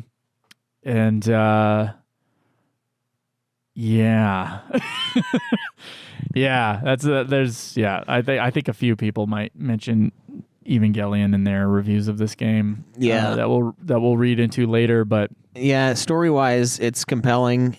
I wish they would have been able to finish it because it's kind of, I mean, honestly, it really falls short on the second disc and the end, kind of near the end of the first disc. Even there's parts that second disc it up. This has been said already by a lot of people, including you this morning. It was like, this is a game that could use an FF7 Rebirth style remake. I think a lot of people say that for every Square game that's ever existed, and it bugs the shit out of me. Yeah. As a person who, still am against the remake concept of true remake. Regardless of how awesome the 7 remakes are. Yeah. And they're not even true remakes. No, not really. I would like to underline. Not really. Yeah, not really. Final Fantasy VII, really. I can't wait for that one. Yeah. No, because, I mean, maybe to people out there try to understand this perspective as someone, like, they already made the thing. They don't want to make the exact same thing again. As an artist, you want to grow and change, and you don't want to have to repeat yourself. And you don't want to have to do the same thing over and over again, because that makes you into a fucking factory pawn. And when you do that, you become Slayer, where every fucking thing is the goddamn same piece of art, just made over and over again, to varying degrees of success. Yeah. And yeah, for some people out there, they look at that. They look at art as a fucking soda bottle, and they're like, we don't want new Coke. We just want Coke. Give us Coca-Cola over and over again. And it's like, yeah, that's great for a fucking soda, but it's not great for storytelling. I don't think it's great for storytelling. Yeah. If you tell the same story again, you'd put a new spin on it. If someone redoes a Shakespeare play, every director who's directing that play is going to add a new spin on it. Of course, Orson Welles famously put it in the modern day with his retelling of, I think it was Julius Caesar, right? And that was like a big deal on Broadway. And then now everybody does that with the Shakespeare stuff. And they're like, oh, let's put it in this context. Let's put it in this context, because they make it different. When you're telling the same fucking staff of people to remake the game that they had a huge hit, it was like one of the highest peaks of their career, they're like, just do the same game again, please.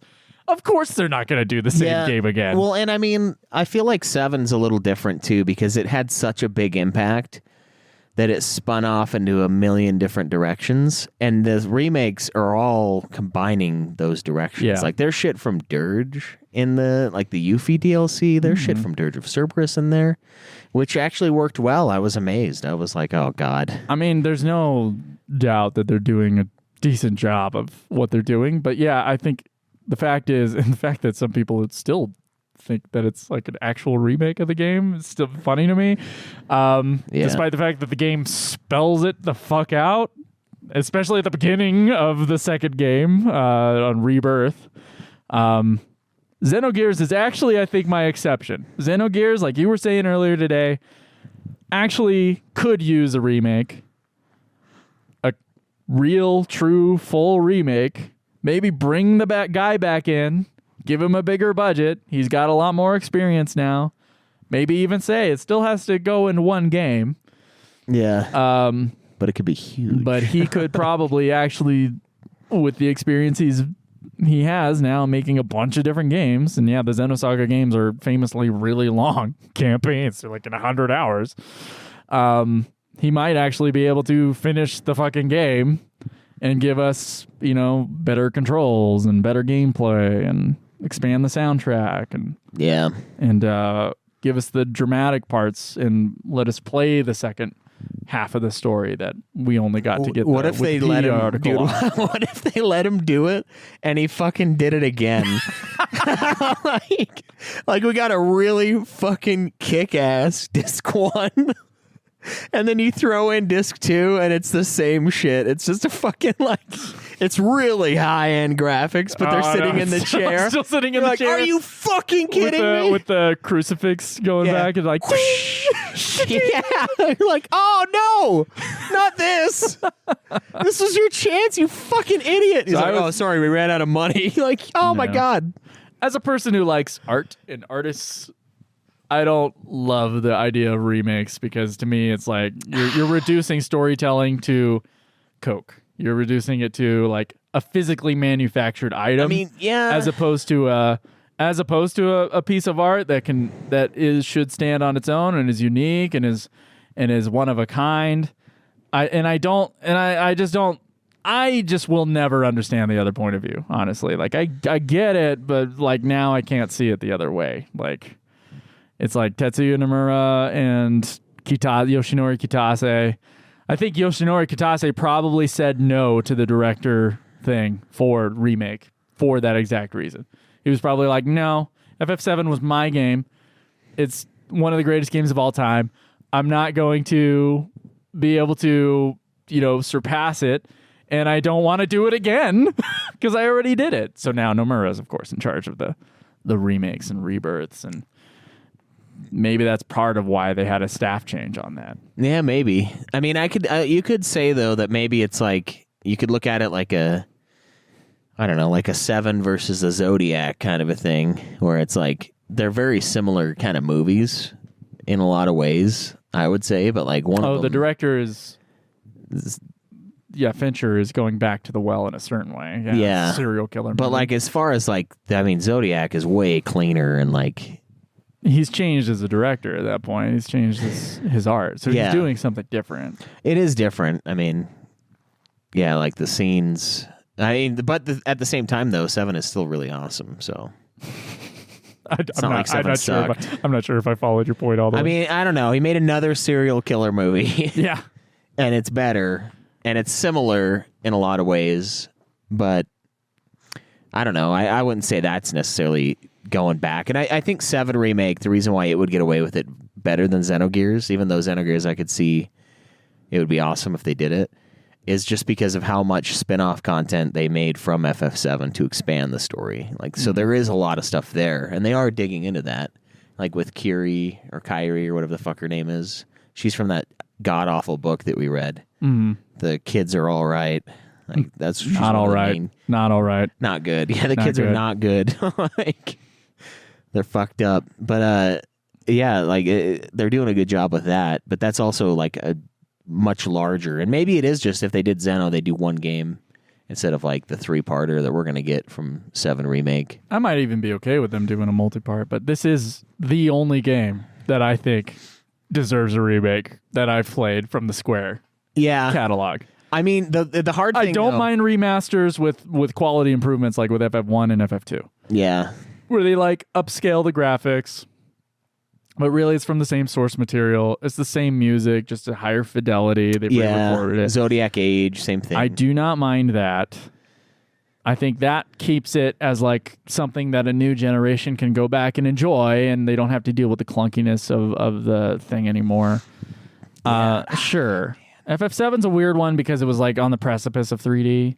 It's like FF8's graphics have aged better. Yeah. Like it's a little easier to play just a remaster of FF8 because they don't have the Popeye stuff. They could have done that with FF7. There's obviously mods on the Steam store with FF7's like getting rid of the Popeye, and they kind of do something like FF8 with the graphics and make Cloud look like he does in the battle. Yeah. The battle system parts. But it's, to me, it's not necessary. You can go back and enjoy an old thing. Yeah. You know, like, I mean, I guess one of the just things... put your brain in the context of that. You know? One of the things that you could say, though, like translation issues, you could argue, are like part of it. Because it's like, oh, sure. Yeah. I mean, the English translation, they thought this happened and it didn't. You could. Like, Sang being dead. I have seen the opposite happen. So one of my favorite movies is Crouching Tiger, Hidden Dragon. The subtitles for the original release were written by one of the co-screenwriters of the movie. Sony Pictures Classics puts out the original Blu-ray of Crouching Tiger, Hidden Dragon. They redid the subtitles. They like retranslated it, and it was like this literal crap. Yeah. And suddenly the movie's not as good. Yeah. Because you're reading subtitles that aren't as good. I mean, that's what they did. And you're like, yeah, this is closer to the original thing, but now this sucks. And of course, they do when they do the 4K version of Crouching Tiger, Hidden Dragon, they fix it. Yeah. They go back to the old subtitles because enough people complained. I mean, yeah, you could say the same thing about, I know you didn't watch it all the way, but the Wheel of Time show. There's like... Sorry. Yeah, I know. I watched the first episode. It was one of the worst hours of television I've ever. And by the way, I'm not even saying that as like a Wheel of Time fan. Like if you're out there and you're like, oh, it was great, you just are comparing it to the books. Nope, not me. I'm not a guy who compares things to the books because I know how movies are made. And then like, yeah, I could take it on its own. Its own, it was bad CW, WB. Oh, yeah. Like fantasy show that just Dude. It was a pile of shit, and I'm like, I'm not watching another episode of this. This is bad. Well, the crazy thing is, like, The only thing good about it was Rosamund Pike. yeah, I saw a lot of like random man ass, some really contrived characterization, bad writing, bad acting. What in God's name? I'm not watching this show. I watched all of season 1 and I haven't started season 2. I told Alex I don't want to do it. I might. I've heard it's good, but then I'm also like, well, some people like the first season, so I can't trust this. Like, but like, there's all kinds of stuff in there, like Moraine and what's her name? The main leader of the women, King Woman. Yeah, what's her name? Yeah. The Arleman seat, the something seat. Yeah. They make them lesbians in the show. I mean, that kind of makes sense. I guess. Yeah. I was like, they're just really close, like sisters, like not like that. No. They do reference that they are lesbians in some parts of the book. Really? I don't remember that at all. And then there's the part where like they get burned out, right? Because they use too much magic. Yeah. There's a part where they're like fighting a big battle. And they literally like crisp to like they got overcooked. Like it's like overcooked. Oh, so chicken. so you're saying what you're referring to is like a literal translation of a figurative text? Yes, and I'm like, but the book, they don't actually even do that. All it burns is like their will to live because they were so used to the feeling of this power, and then it goes away, and then they feel empty. It doesn't literally burn them to a crisp. It's like everything in this show, and there's like multiple other examples of like, oh wow, they really took that literally. It's like, it's not supposed to be fucking literal. Like, it's like yeah. But then again, Sanderson did that too sometimes because he's like, oh, the storm, the gathering before the storm. And it's like, oh, you made the storm real? Like, come on. Don't be an asshole. It's supposed to be like a rhetorical storm. A real storm, not a figurative storm. But then you made it real like an idiot. Like, I feel like Jordan would have made it like, you're saying that like an idiot. I actually really like those Sanderson books, and I didn't even think that way. But I mean, the fact that the last battle was 8 hours of Audible was pretty sweet, but it was like an entire work shift. And I was like, oh, hell yeah. Like 8 hour chapter. It was a few work shifts of him writing it, but yeah. But yeah, literal translation. Little translation that can help and that can hurt. I think with FF7, we know about the translation issues. I wonder which one. There's got to be some in Xenogears because the guy had to do a rush job on it. Clearly, yeah, and that's what makes understanding some of these stories like kind of difficult because it's like some of the times they say things and it doesn't really make sense, and you're like, oh, did that happen? Yeah. Or like with the 7 thing, like we thought they retconned saying. I mean, they definitely retconned Rufus. Like, come on. Yeah, but Rufus they surviving is bullshit. Yeah, I saw the building blow up, dude. Yeah, he literally was like getting flown from the window. And then there's like 2 different versions of how he escapes. Yeah, in subsequent stories. Which we went through both of them, and now it's confusing. It's like, okay, how did Rufus escape? And now I'm wondering, like, is he gonna escape in the next one? Because it should be in this game that it happens. Who knows? Yeah, I guess if Advent Children, although Advent Children might be nullified by remake and rebirth, because there's a lot of shit that's nullified, like full on scenes. But yep. But then you do wonder like how much of that is lost in translation, and it's like, well, now I get a chance to set the record straight, and I'm hoping they set the record straight by making Cloud go with Tifa in the game. But I don't know. I think they're gonna fuck it up. But we're not talking about that game now. Except that we are. Yeah. Except that we are. Anyway, let's touch on the gameplay. Let's do it.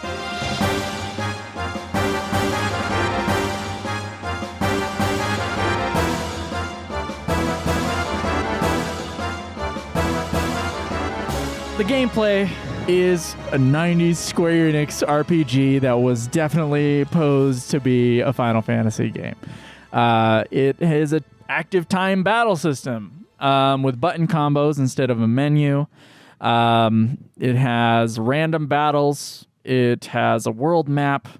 It has airships. It has long, complicated cutscenes, lots of characters, a fantasy sci-fi world. It actually has 2 different battle systems. One is the gear battles, and the other one is the hand-to-hand combat. There's, of course, leveling up, experience, lots of pieces of gear for both your gears and your people. Yeah. Capital G, lowercase g gear. Yeah, so it really is like quintessential Square game, except that it's all 3D environments. That's for the time, that was unique there, where they have some like puzzles occasionally, like to get to the place that you're trying to get. There's lots of getting lost in the game. Oh yeah, did that a lot. And there's some platforming elements that, of course, have aged absolutely atrociously. Were probably bad at the time. Yeah. Notably, I put down Slot Canyon. That was your favorite one, and then Tower of Babel, which was my favorite one. In terms of the platforming elements. Some extreme difficulty spikes, and then some disappointing bosses. Like when you're fighting Graf near the end of the game and you beat the fuck out of him. Yeah, like every time you fight him, you just whoop his ass. Like, it's just easy. And then a final boss with multiple stages, but this time it's optional. Stages. Or is it? It totally is. So the gameplay of this game, this is where I think some of the clunk is. Yeah, it's unfortunate because I like the combat system in there a lot. Like, it's mostly standard fare RPG, right? So you've got your abilities, you've got your...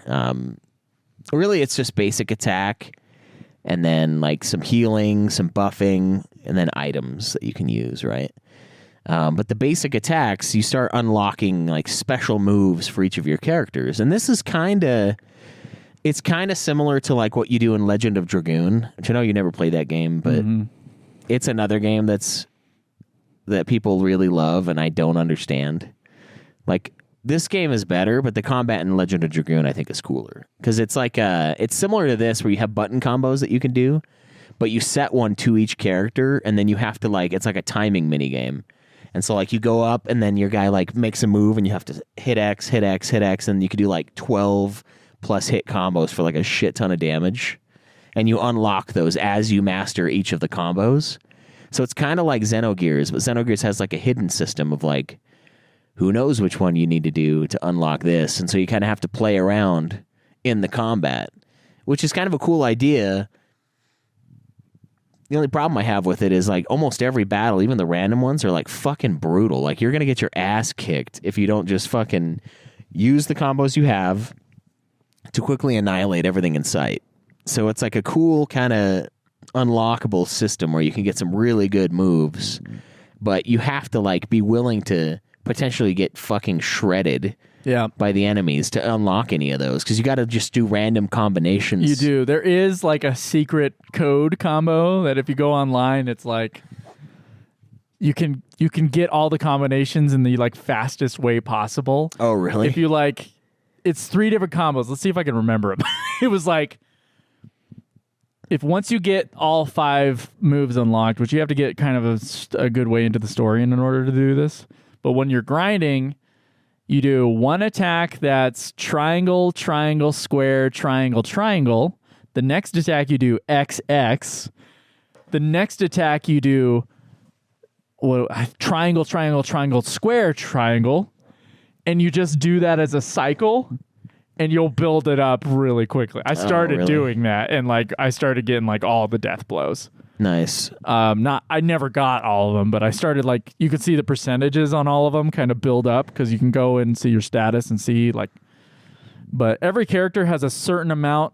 They're all kind of different. They have to do a little bit. They have to do those moves a certain amount of time before it like opens up. Yeah, and there's items that you can use to like increase your learning ability for those. I just kind of I would just try to get as many buttons pressed as I could. I'd be like 1X, 1 triangle, 1 square. And then I'd unlock a few more points, because each one of those has like a point value associated with it. And they'll have like varying levels of damage and accuracy. So like X was the heavy hitter, but it would miss more often. Square was kind of the mid-range. And triangle was like the bitch attack. Mm-hmm. But if you did like 7 fucking triangles in a row, like you're going to town on that guy. True. So I would just try to like come up with those. I thought that was kind of a fun system. But again, it was kind of clunky though, because it didn't really give you that much information. And then, yeah, so that was interesting. Everything else was mostly standard fare. You know, you have your gear, you've got your swords, your items.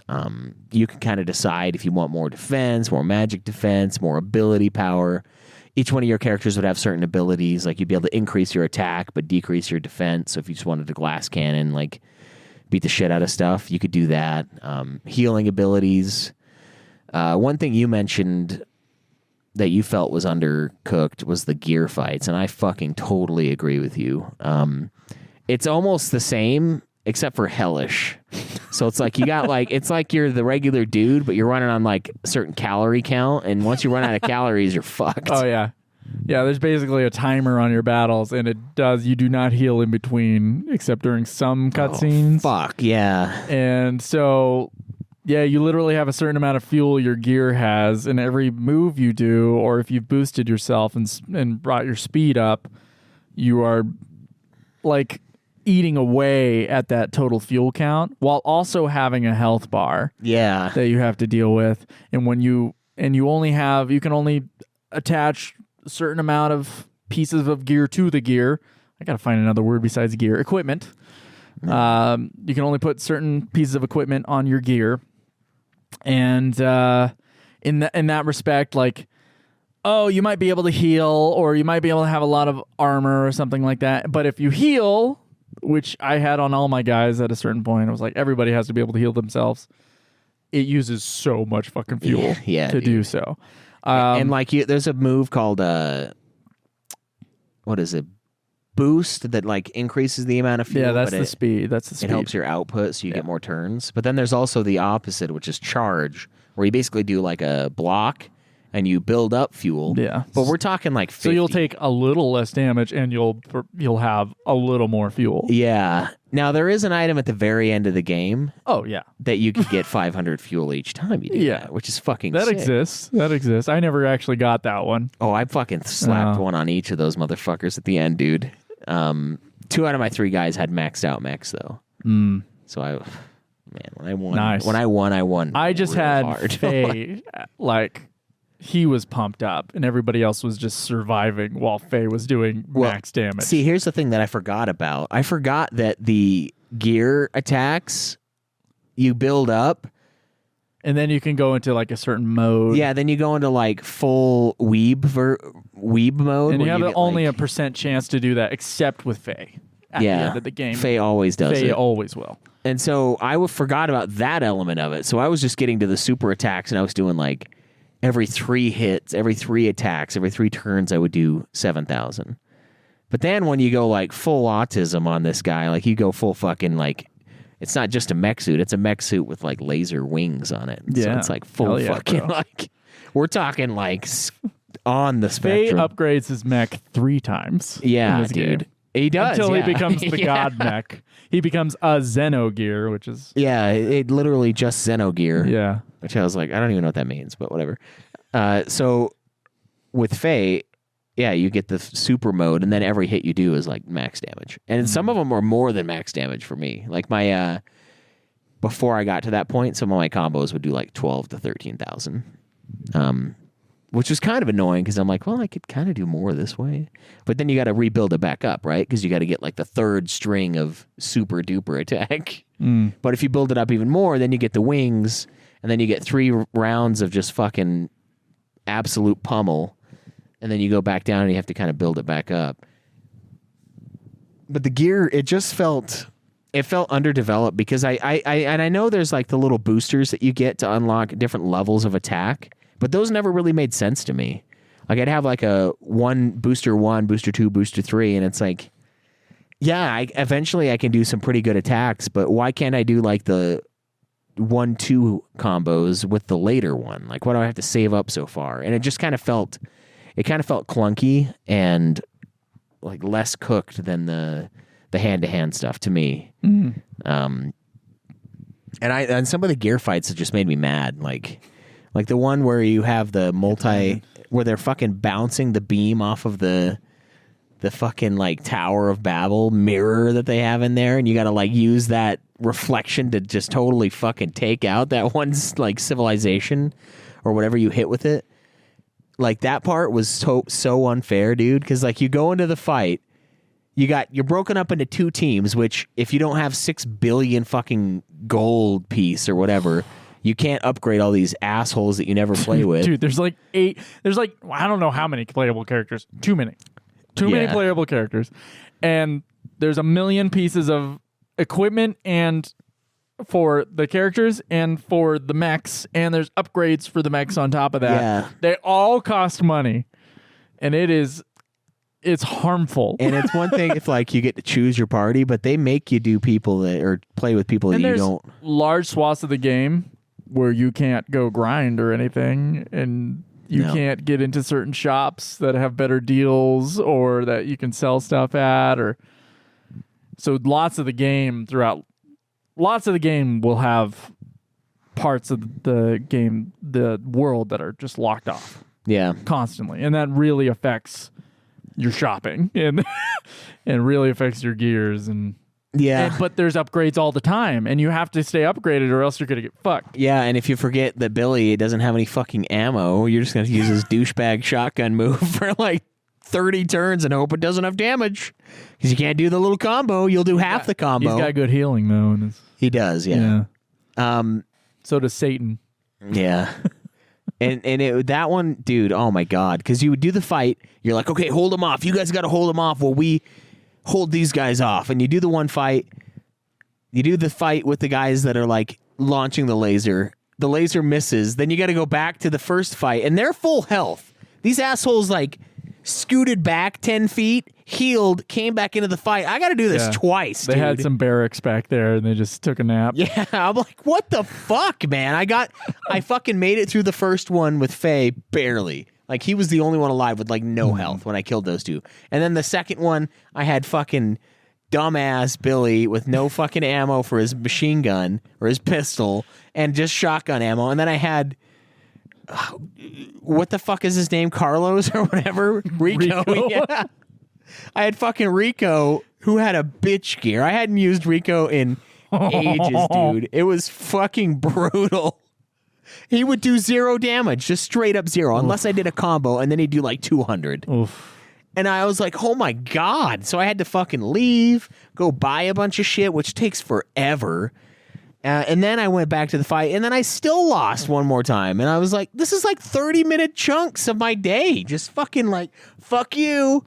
You can't get that hour back. It was like a small-scale Revenant Wings fucking that I got from this particular section of the game.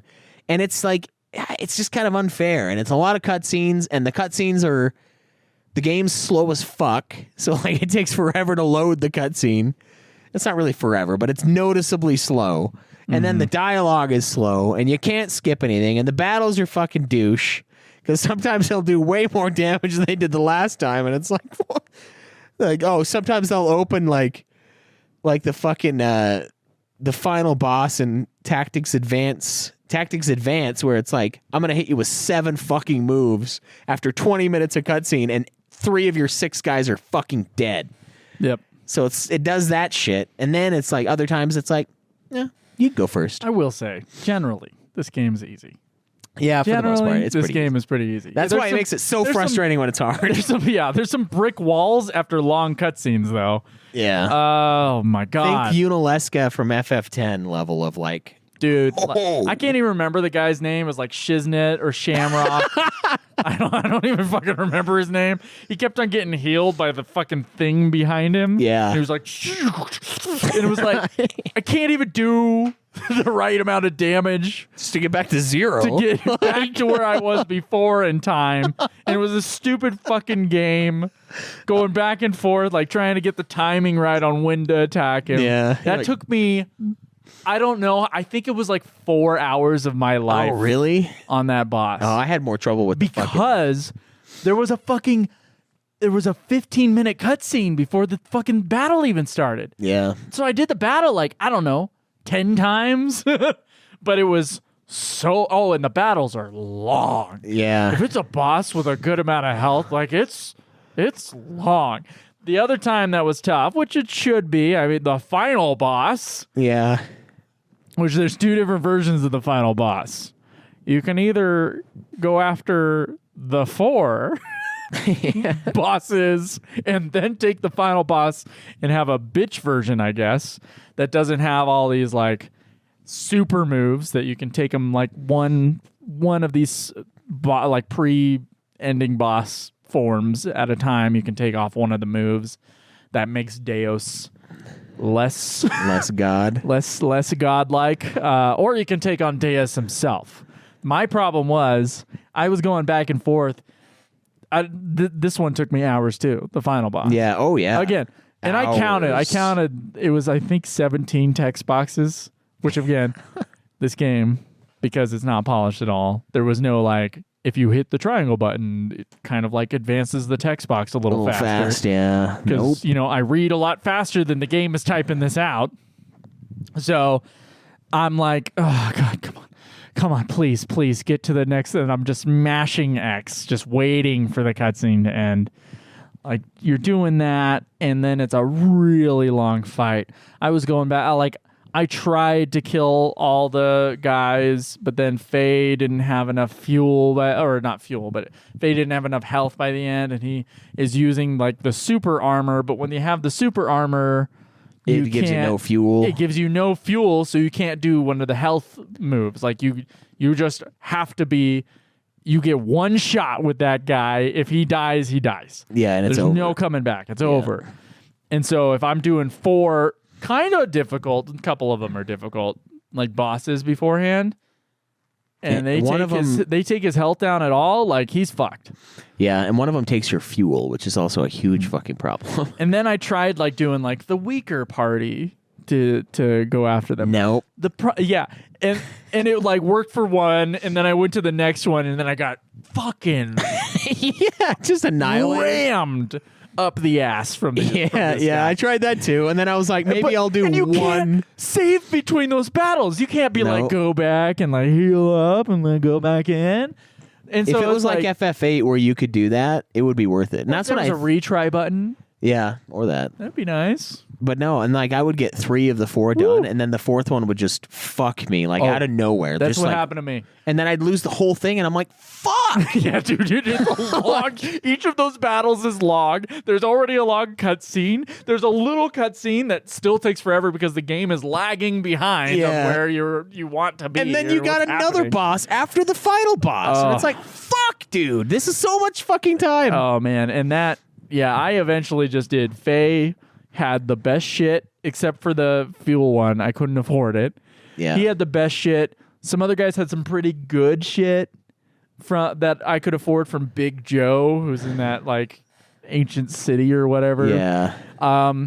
Big Joe's shop, which is like Big Show's Joe, I guess, bought after selling some of his wares. He was able to just buy the city. Yeah. I'm pretty sure. And all the ancient mech in the city. So all I could afford was like Faye. And then you have to go through this final level that's really long. And you can't see shit. It's like really confusing. long, complicated, the most like a pretty confusing puzzle and layout in order to get to the final boss. And there's like 7 million enemy encounters in this area too. You have an option to leave, but if you come back to that final area, you have to do the puzzle again. Yeah. And it takes an hour and a half Yeah. to do the fucking puzzle. So I was like, I'm not going back. I've got Faye. He's doing a ton of damage. I can do this. And I just did. I just got lucky one time and he didn't do his fuckery moves right at the beginning. Because sometimes he doesn't.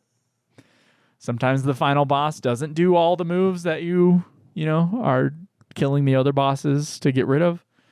And I just got lucky, and so Faye was able to do more damage, and I had at least one other guy dead by the time I killed the boss. But man, then I killed God himself, the machine, God in the machine. Yeah. Yeah, that was another one that was like, I was like, really? It's like, it was taking it too literally. I was like, hey, the God in the machine is supposed to be like a storytelling thing where you basically save the characters in your own story. This is actually a machine god. Like, it's too much.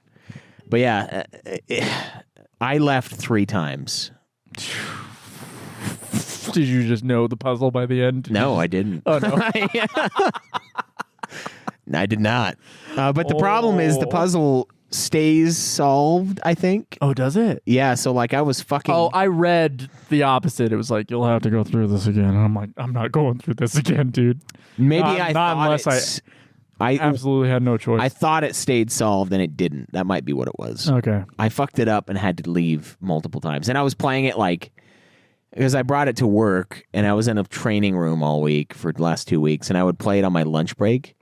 And I was really tired because I was waking up at like 6 a.m., 5:30, 6 a.m. to go to work for the last 2 weeks. Mm. And I would just kind of like start to doze off as I'm trying to follow this guide like meticulously through this horse shit area. Mm. And I had to turn it off and restart it like numerous times because I forgot where I was. Oh. And so I was getting fucked. So the length of this game is like platinuming one of the recent Final Fantasy games. It's like 70 hours for you. Yeah, it's no joke. That's And then, I left. I got Faye completely upgraded. I came back in. I couldn't do it. I couldn't do either version of it. I tried taking out 1 or 2 of the guys. He would still fuck me. I tried taking all of them. I'd be super weak. I tried a lot of different things, and I couldn't handle it. So I left again, upgraded a second guy, came back, still couldn't do it. Like, the second guy was a bitch. He wasn't doing enough damage. It was Bart. And for some reason, like, he just couldn't handle it. Then I left again, and I accidentally upgraded the wrong mech because for some reason... Oh, no. Dude, remembering whose mech was whose? Yeah. That was like its own game. Yeah. Where you're like, I think, I can't even remember. Unicorn is Satan's, but I don't know. Like, yeah, I was trying to... Fonzie or Fenrir or whatever it was. Yeah, Fenrir is what Fenrir's it is. is Satan's, and then it's like Heimdinger 4 is Bart Simpsons or whatever. Dude, it was fucking... Yeah, It was so hard to keep track of. Yeah, I've accidentally upgraded the wrong mech as well. Fully Which, of stocked. course, only 200,000 gold. Yeah. Mistake. I sold everything. You had to sell your house to make that upgrade, and you fucked up. Yeah, and then that's why. Yeah, and so I ended up having Saitan just not fully upgraded. I would just have him cast buff spells on everybody, and just do what I could. Just do what I could. And then I beat it. But I ended up just doing the final guy. I was like, fuck this. Yeah, dude. Like, fuck this. This is Same bullshit. And dude, when I killed him, though, I killed the shit out of this guy. Like, he had no chance. Oh, I was like close to dying, and I killed him. But I fucked him up, man. And it's weird. I was like, why couldn't I have done this like 2 hours ago with 2 of the guys? And then I fucked up and didn't even upgrade the right guy the last time. But then I was Sound of Mind? I don't know. I just went in and that's when I remembered, oh yeah, if I wait, he'll go like Super Saiyan, like Super Saiyan 3 or whatever.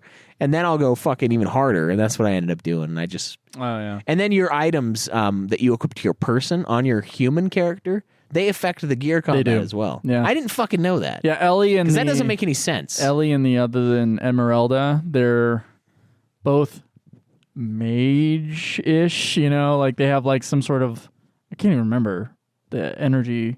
They have like arrows as one of her attacks or whatever. It's like a magic attack almost. Yeah. Because they're women. I think that's the idea behind it. Pretty much. Those do affect like it's ether damage. Ether attacks, yeah. So if you get, and of course the game locks out these items, but there's like triple ether or whatever, and it apparently makes them like fucking super powerful. Of course, I wasn't reading a guide word for word until I was trying to get out of that area at the final end or the ending part of the cutscene or the game. The cutscene, second disc. Yeah. But apparently you can make them like fucking powerful if you use that shit. But yeah, you're right. The stuff that you put on the characters will affect in some way, like the damage output of the mechs too. All I did was for Faye was give him like the speed shoot, but everything. Not their levels, not really. Like the leveling in this game does almost very nothing. Little. Yeah. Yeah. The best thing you can do is upgrade your killing attacks, the death blows. That's the only thing that helps. Your basic attacks, if you fuck up a death blow, you're just going to do like ass damage.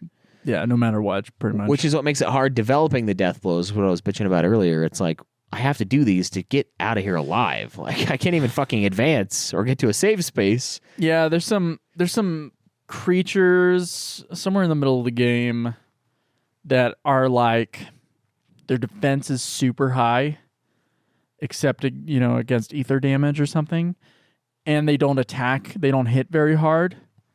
So you're able to just grind on those death blows like forever on these guys until you decide to like do a beam attack or something to take care of them. Yeah, the guys that have like, you do like 1 damage per hit. Yeah, you can grind out on those. You can grind on them. So that was like, I want to say in the guide that we were probably both following was like, it was like, just so you know, this is a great grind spot because of this. And I did it for a little while. But yeah, you're right. In kind of the way the equipment works. It's still, I enjoyed the gameplay of the game, but it felt clunky and slow, like a bad port and kind of like a demo, like it wasn't fully fleshed out. Yeah. So there are definitely some negative aspects to it, but I mean, there's some strategy in it, and there's definitely a lot of luck in the final boss. Yeah, I don't think it rises to the level of awesome combat as like a Vagrant Story, a Legend of Dragoon, any of the Final It doesn't Fantasies, have the fluidity of any of the Final Fantasies in the PlayStation 1 and era. Other than that, it's basically a pretty basic RPG as far as the combat goes. Like the combo system's kind of combat and exploration. Even though I've mentioned it, you've got to talk about the Slot Canyon. Oh man, so there's a part in the game where you're like getting all your gear bros together, and you're gonna go raid one of the many bases of people that you raid in this game. And you go through this fucking canyon area, and you get there, everyone fucks off. You got like a big ass canyon area to kind of explore, areas that look like you can't quite jump to, a bunch of treasure around, a million fucking random encounters. And then I finally figured out, okay, I gotta go this way. And then, dude, it became the platforming hell. Like, I'm talking, I would fucking get, you'd have to like sprint in the gear, and at the very edge of the canyon, like the very edge of the cliff, you got to jump and keep mashing the button that direction, and maybe you'll make it. The timing has to be precise. Yeah, you cannot fuck up at all. And the big problem with this game, one of the big reasons why it feels like a shitty port, is that everything will kind of like freeze. It'll freeze like very, very minusculely, and then you'll continue going. And you'll let you. I heard my PlayStation go like, yeah, when there were random battles. There's a little sound. I'm like, okay, there's a random battle in 3, 2, 1. Yeah, and during that time, after you hear the little sound, the fucking eye moving to find the battle on the disc to locate the hidden battle, you can run and sprint full hog, full speed, but for like a fraction of a second. But you cannot jump. And so what would happen to me over and over again in this fucking canyon? One, I would just miss the jump because it's a hard jump. Like, it's not easy. Hard jump, dude. It's really hard. It's so and then you fall forever, and there's like not just one hard jump. There's like 4. And then you're getting your ass kicked. You're running out of fuel. Like, everything. Oh, is yeah. bad. You're running out of fuel because you're doing so many battles. Yeah. That you're like, I need to get to the end of this. The only saving grace, and I think somebody put it in there because they like death threaded whoever programmed this area, is just like a robot that's like it's a random robot that helps you out. Yeah, he's like an idiot, and he'll heal you and give you fuel, Yep. and sometimes attack you. And like, I just waited on him. I just fucking fueled up, let him heal me, like let him give me fuel, and then once I was max, I beat the shit out of him and left. But yeah, it's like endless random battles. Hard jumps that you fuck up even when you don't get into a random battle. And that's what I ended up doing in the end, is like, I just fucking go in circles until I hit the random battle, and then it was time to like, I killed whoever it was, and then it was time to make the fuck off jump. And dude, that took way too long. I was in that canyon for like 40 minutes. I was so fucking mad. I was like, there's no save, there's no heal, until I found the fucking idiot robot that was like glitched. There's like nothing in this fucking area, and it was awful. And the platforming there, and then the platforming when you're trying to escape the ship, when it gets the first time that Bart's ship gets blown out of the sky, there's like the same thing happens. You're trying to sprint and like jump over this like broken part of the bridge, and it's like, oh, battle as you're trying to jump. Sorry. And you got to fucking fight, and then you got to like remember where you came from, go back, go up the stairs again. Oh, battle. And it just fucks you like at the most bullshit times. Oh man, dude, the first time that the platform became a problem for me was in the forest. It's like the second area of the game. Oh fuck. And yeah. I could not find my way out. I was like, this game is dark. I think I complained about that earlier already. And like, sure, thematically it's dark, but also I can't see fucking shit in the area, even though my brightness is up on my monitor. The contrast is so high that I can't fucking see anything in the shadows. And there was like, I was like, God damn it. I was just trying to like jump from like tree stump to tree stump. And I'm just like, keep on falling, ran a battle, keep on falling, ran a battle. It's like, I'm like, you're in jeopardy of dying. Dude, here. no. Like, so the canyon was annoying, but kind of like the way to deal with the slot canyon is to get into the random battle before the jump, just on purpose, so that you can make a jump, because there's a timer to basically your random battles in this game. The Tower of Babel was my personal hell in this game outside of the bosses already talked about, because that one had isometric platforming that where you would drop down and then have to climb all the way back up in this area all the time. There's having these fucking random battles, and I think the jumping was way harder. There was less of them, but like the jumps and the rope swings with these giant mechs, and like I can't believe that was an aspect of this game. Yeah. Oh man, that shit had me like screaming. I was like, I just want to get to the fucking end. There was like 3 rooms, and the first room was like like you're doing a big spiral up, takes you like half an hour to get to the top, and then you can just fucking fuck it all up, drop off to the bottom, and then go up again. That one killed me, dude. Can't believe that's what I did. But anyway, anything else about the gameplay? Honestly, not that bad, but there's just like the platforming. Whoever did that should be shot for putting that in this game. I'm going to be honest. Like, it's bad. Speaking of bad.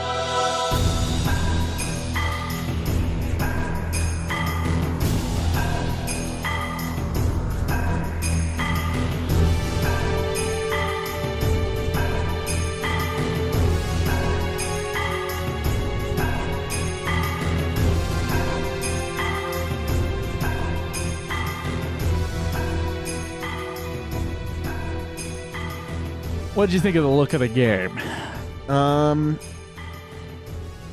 Yeah, not great. Graphically, it's not super impressive. There's not very many high-end cutscenes. No. One of the nice things about that, though, is it tried to give us time to experience the entirety of the story. Obviously, Disc 2 fucked that all up, but because of the way they did most of it as in-game cutscenes, there was more space on the disc. yeah, there's a lot of space. Because those videos took up a lot of space on those old 700 megabyte CD-ROMs. Yeah. So it allowed itself to flesh out the story. But again, unfortunately, Disc 2 still happens. Yeah. So, what's the point? Yeah, that was a good part about it. The graphics to me really felt unfinished, but I mean, it's an old PS1 game, so I do want to preface that. But I do think that the director's his comment about making, being 3D being better than the pre-rendered backgrounds, I think with time we have seen that he actually was incorrect in that assessment. He did a fully 3D modeled world that was underdeveloped graphically, and it does not look as good as the pre-rendered backgrounds. Yeah, in the same area. generation stuff. So that is something that this game kind of looks bad in a lot of ways, especially the in-game stuff. The anime cutscenes were, I think, pretty well done, actually. A lot of them. Yeah. They're short. There's not that many of them. I think there's 20 minutes worth in the whole game, but they're used in very specific moments. There are some moments of the game where I was almost expecting an anime cutscene, and it would give us an in-game one. Yeah. Which was interesting to kind of see.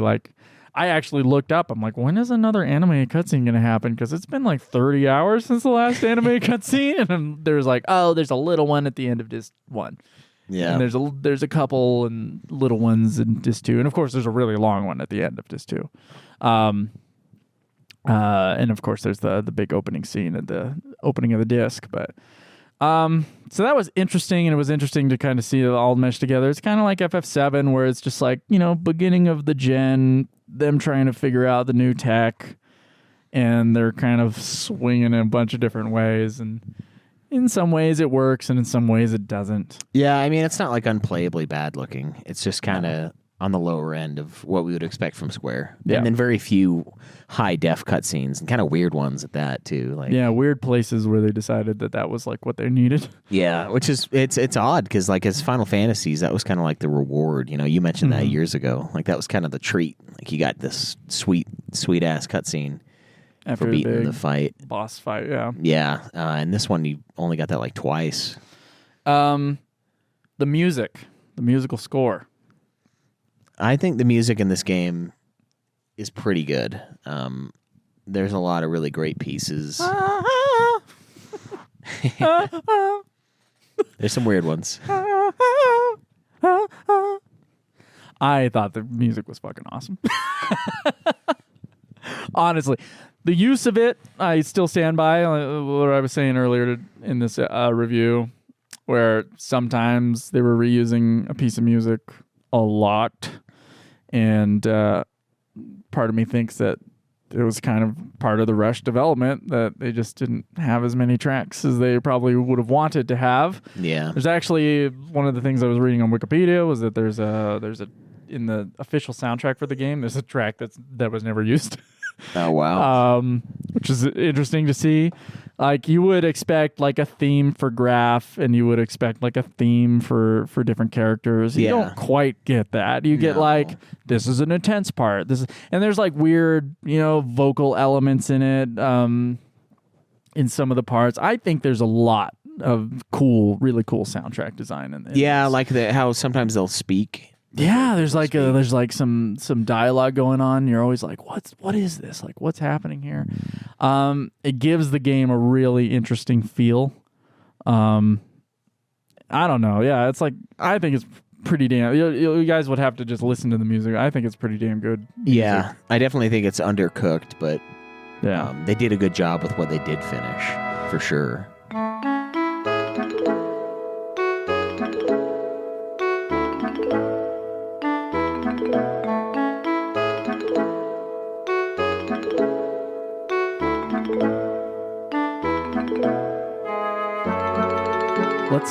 Let's go into audience reviews of this. You want to pull up the email, and I'll pull up the Discord. Shinru's review. Xenogears is the definition of a flawed masterpiece.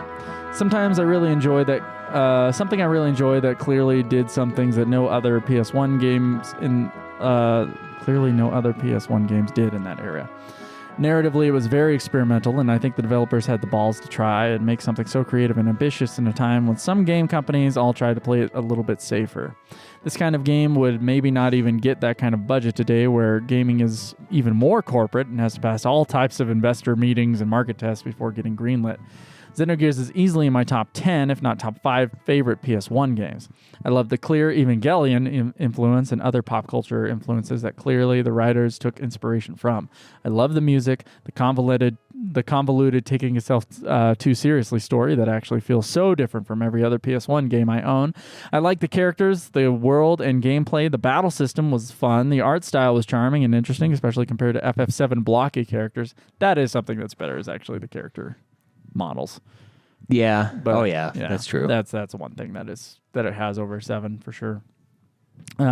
Says, I just like the game, but I'm not blind and I do see its flaws, but hot damn, I respect them so much for trying. Honestly, the second half of the game where the budget ran out is a bit disappointing, but I was already so invested, so I kind of gave it a little pass. Something I really do for games like this. In the state that it is, the game should warrant a 7 out of 10 with an asterisk. But as someone that actually enjoyed and rates the game based on how I feel overall, I think it's 9 out of 10, even with the flaws, is much better than, say, FF8 and other big RPGs from this era that they claim to deserve. Maybe looking back, the devs and writers could have used an experienced director guiding them to maybe make a smaller scale game and scale the game back in scope and narrative to better fit their budget constraints, but I feel like the developers knew what they were gonna get, that they were only gonna get one chance, and that they went all in. No matter what anyone thinks, I think we can all agree that every RPG. We can all agree that every RPG and PS1 fan should try it out. Question. Joe and Kaleb, as guys that have been involved with movie production, either from an acting, producing, writing, and directing standpoint, do you kind of have some respect or a more nuanced take on what the writers and creators of this game had to do? What would you have done differently in their shoes? I mean, maybe a little more transparency. I don't know how it went down, but like letting Square know, like, hey, this is getting out of hand. This is big. Like, yeah. being able to take a step back and kind of detach yourself and really look at what you're doing and decide, like, is this really the best course of action? What you're doing and deciding, that is something. You got to decide what you're going to put your resources into. That's almost a project management sort of thing rather than an artistic thing, but that is kind of like when art and commerce combine, specifically with types of art that require a lot of people on teams to create. Yeah. You do have to like decide, like, you only have a certain amount of resources. Like, what are you going to do with them? Yeah, and that's what makes some of these old games so cool is like, you know, you get like like the FF12 versus FF10. Like, yeah, fewer polygons, but it looks way better, right? It's because they're like, well, PS2 is what we've got. You know, yeah. We're way above the PS2, obviously. We can make games that like blow this thing out of the water and make it cook itself. Yeah. But we're going to have to adapt to the technology at hand and fuck with it to make the game look better than it actually looks. Same thing with Silent Hill 1. You've got fog everywhere because it adds to the atmosphere of the game. Plus, it also hides the fucking horrors of the like what they couldn't fucking do because it's a PS1 and it's a piece of shit. You know, so there's and that's kind of part of the creative element. You have to kind of adapt to be able to pull off what you're trying to do. You know, and I feel like they could have definitely used a little bit of that.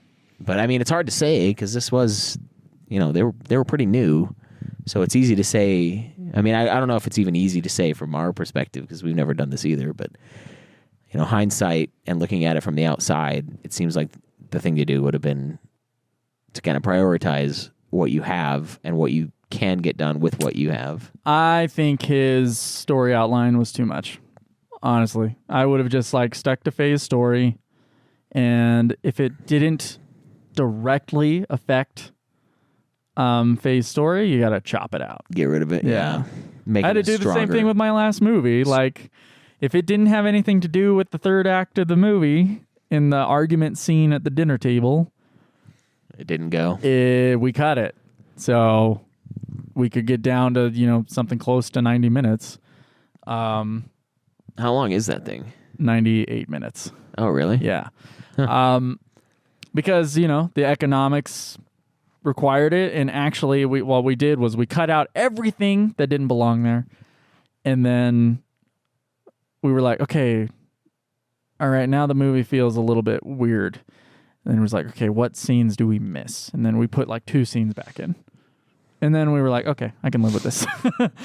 Yeah, so paring back a bit. Paring back a lot. It's like you didn't edit. It's like a first draft, kind of vomit draft almost. That is what this game feels like. It feels like a first draft, and they were just making the first draft, and they were making it up as they went along, which you do anyway in a plot. You're like, okay, and then the character does this. Okay, what happens when the character does this? What does that affect? And it's like, oh, this other thing gets in the way, and you got to twist the knife, and you got to make the situation worse for the characters. And you keep on throwing things at the characters, but when you do that, the plot can get too long. Yeah. And usually, you do that in a first act or a first draft, and it's too long.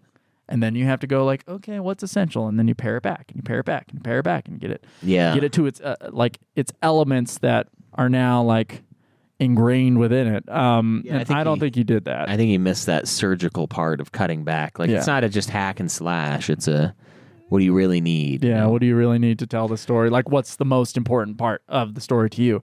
Is it the ending? Is it this pivotal scene? Well, then everything that leads up to that pivotal scene, keep. Everything that doesn't and is just a detour and is a tangent, which there's a lot in this game, I can see as maybe he could have rewritten some thing in a simple way to kind of move this plot along in a different direction so that it would go more forward instead of over to the side. Yeah, and I think you could have the grand scale. There's things I can look at in hindsight. Again, it's all in hindsight. And I think even the director of this game, he could be a guy where he's like, I don't care. I want to tell my gigantic story in a video game, But he could also, I bet at this point in time, he would probably be a much better project manager and kind of know. He's going to know what resources are needed to tell a story, even if he wants to tell something that long. Yeah. He's going to be able to say, this is probably what the budget is actually going to be. Yeah, that's where the remake of it kind of makes sense. It's he could probably knock it out of the park now. What would you have done differently in his shoes? I've said that already. Can you both think of any books or movie examples of directors or writers having to push out a rushed or flawed project that was still considered a masterpiece? No. Rushed project? Well, Game of Thrones is 7-episode ending to their thing. There's some areas of the last 2 seasons of Game of Thrones that feel rushed. Yeah, they're fucked up for sure. Yeah. I feel rushed. I liked the ending when I watched it the first time, but I was one of the few. Yeah. I'm still not happy. I did finish Silicon Valley recently. I don't like that thing's ending either. Everyone shits on the Sopranos ending, but I'm like, that's probably one of the most genius endings they've ever done. I would say Game of Thrones is a good one where they fucked the ending. They had an amazing thing, and it wasn't just based on the books, so don't give me that shit. The writers did some things in the show that were not in the books that were amazing, that are exclusive to the show.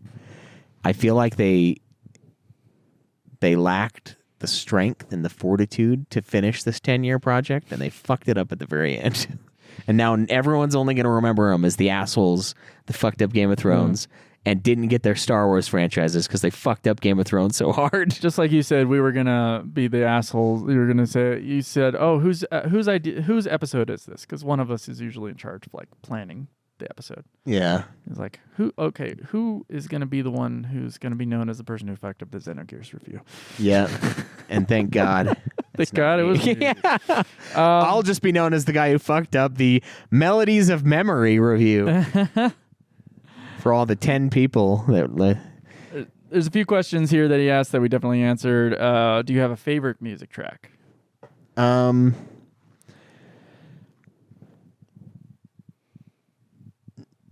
Honestly, I kind of like the Airship, just because that's the one that comes to mind. I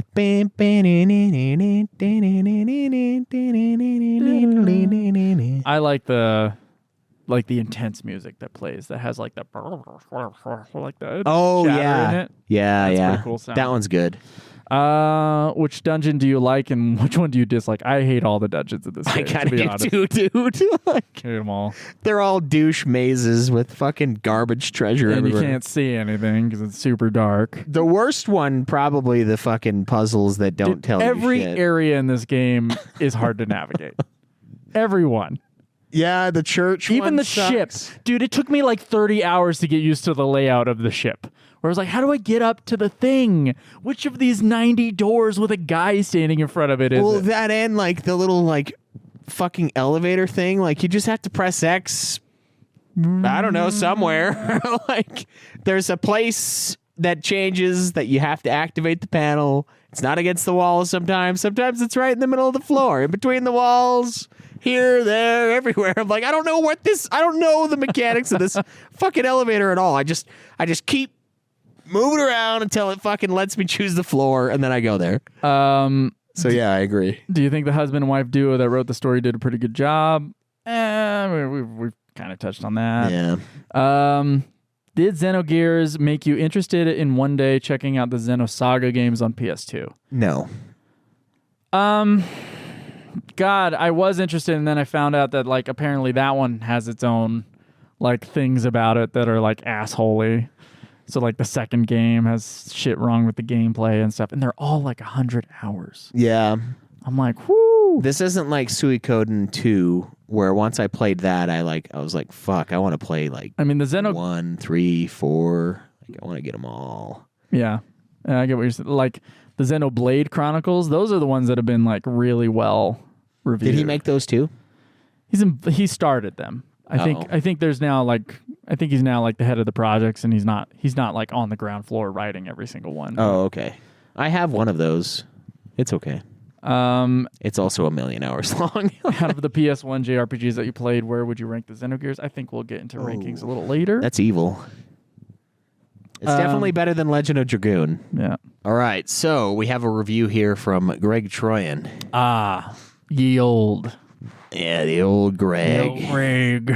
So this What's up, is Greg? he's going to be the one that's going to tell us we fucked this up. But let's get his perspective. Xenogears is the title of the review. Xenogears is one of the most dense video game experiences of all time, and I realize that there's no way I can distill my thoughts on the entire game into a single email review.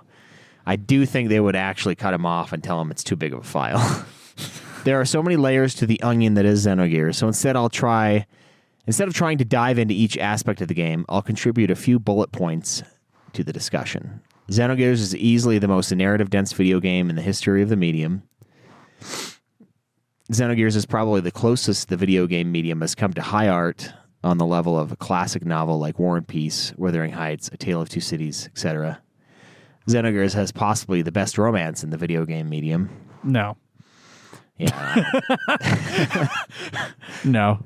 Yeah. I'll take the other ones. I do agree. It's super dense.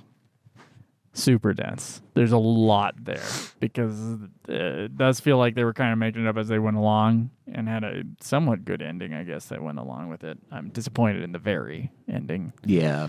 But, and I can see it maybe had the ambition of being high art, like he's saying.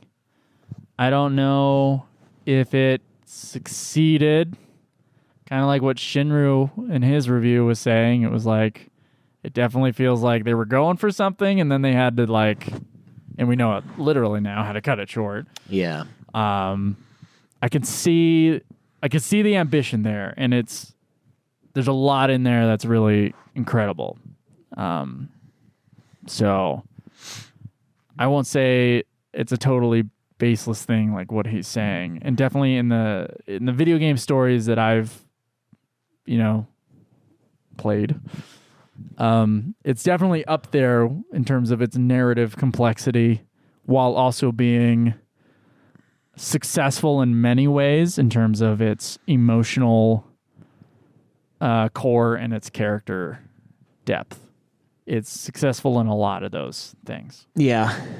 I would not put it when he's saying it's the closest to those things. I don't know. I think FF7 is more complete narratively, even though it's, again, less dense. He's definitely right about the denseness. Maybe the Xenosaga games are this dense. It's possible. The same guy made another really dense game. FF14's plot is technically dense, but without any of the emotional it's just kind of maturity in it. Yeah, it's but then again, that's like multiple expansion packs. It's not one single campaign. So interesting thoughts. He wanted to contribute to the discussion, so he's given us bullet points if you want to touch on any of those that you've already read.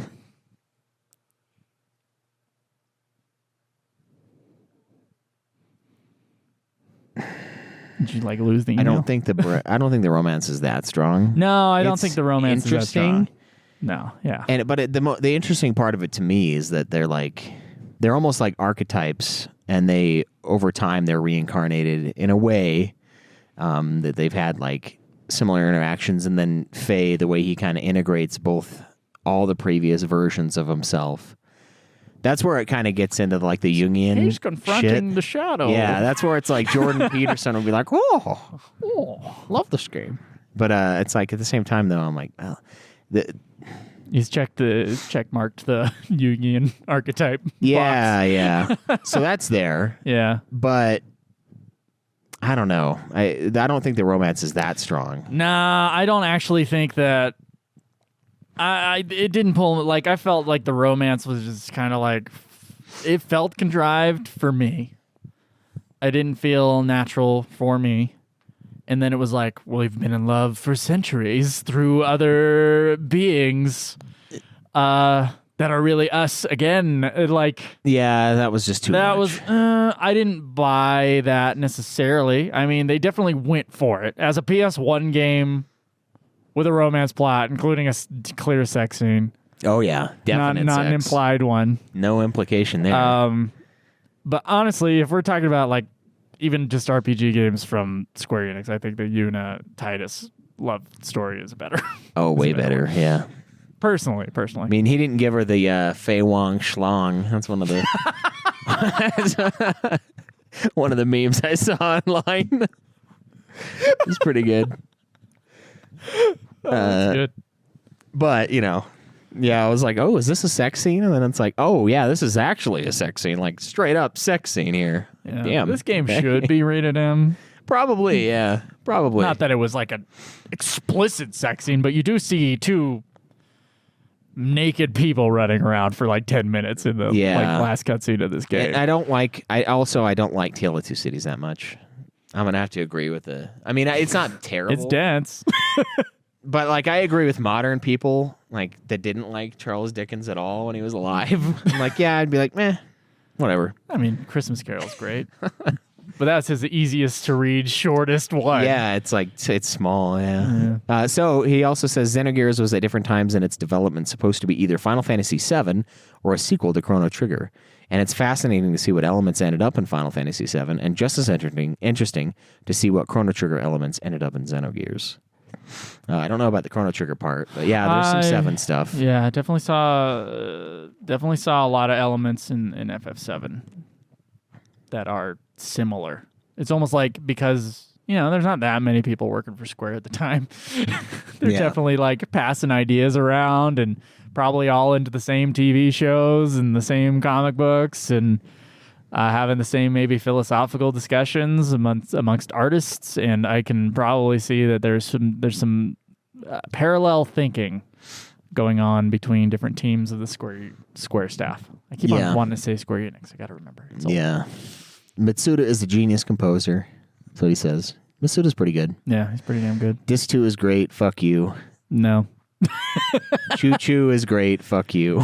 Choo Choo was a wild, full-blown comedic moment that I wasn't ready for in a very serious, dark game with no when it went like comedy in it. Super Saiyan Choo Choo. Yeah, crazy. It almost comes like from another universe, you know. Like, and so did so did Hammer. Hammer was another one that was like, wasn't the same game? Yeah. Yeah, this is like a joke. And then of course Hammer murders someone Come on, bro. Just let me kill her mom, bro.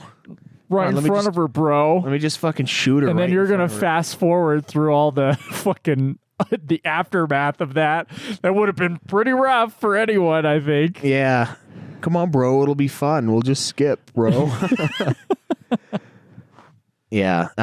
He also finishes with Xenogears is a masterpiece, and despite some flaws in pacing, is still one of the grandest fictional narratives ever created. Bold words, Greg. Bold words. Interesting to hear your take. There's a lot in this, and I really, yeah. Yeah. I disagree, but Yeah, I disagree too.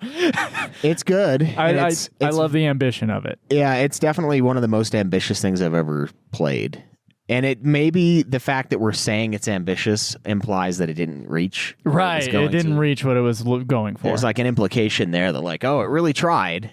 But there's really something to say about getting it done, even if you get it done lesser, you know? Mm-hmm.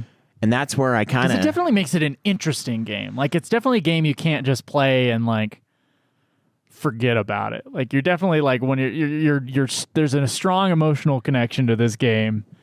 Yeah. As a work of fiction where you're just, like, it's something you want to talk about, it's something you want to reference, bro. Yeah. So it's not like, you know, the minor Final Fantasies that we play, like the Echoes of Time or whatever. Yeah, where, it's like, not on the bullshit the narrative level. just like goes through your head and you don't give a fuck. You definitely give a fuck in this game, and you can definitely see like they were going for something that was huge, and they just didn't have the artistic maturity to pull it off. But they pulled off a lot of it. Yeah, I mean, it's still pretty damn good. I would still recommend it to people for sure. But Epic Media, was that all of his review? yeah, that's it. Okay. Epic Mediocrity says Xenogears review. Sorry, this is kind of long. I want to start off by saying that Xenogears is hands down my favorite game. All right. Maybe we're being too negative on this twice. We got two people in a row. It's the first game where I felt a connection to a character in a game, but even though it's my favorite, it's far from perfect. I'm not going to include the second disc in my gripes, since that's pretty much the only way that we're going to get some closure on the story.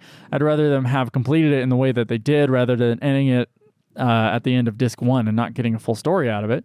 First off, the dialogue feels incredibly stiff and formal at times. I played this and voiced everything for my fiance, and let me tell you, the way some of these characters talk is incredibly awkward and rigid at times. There were also quite a few spelling mistakes. I saw this that weren't a major issue, but unusual since I've never encountered in any Square game before.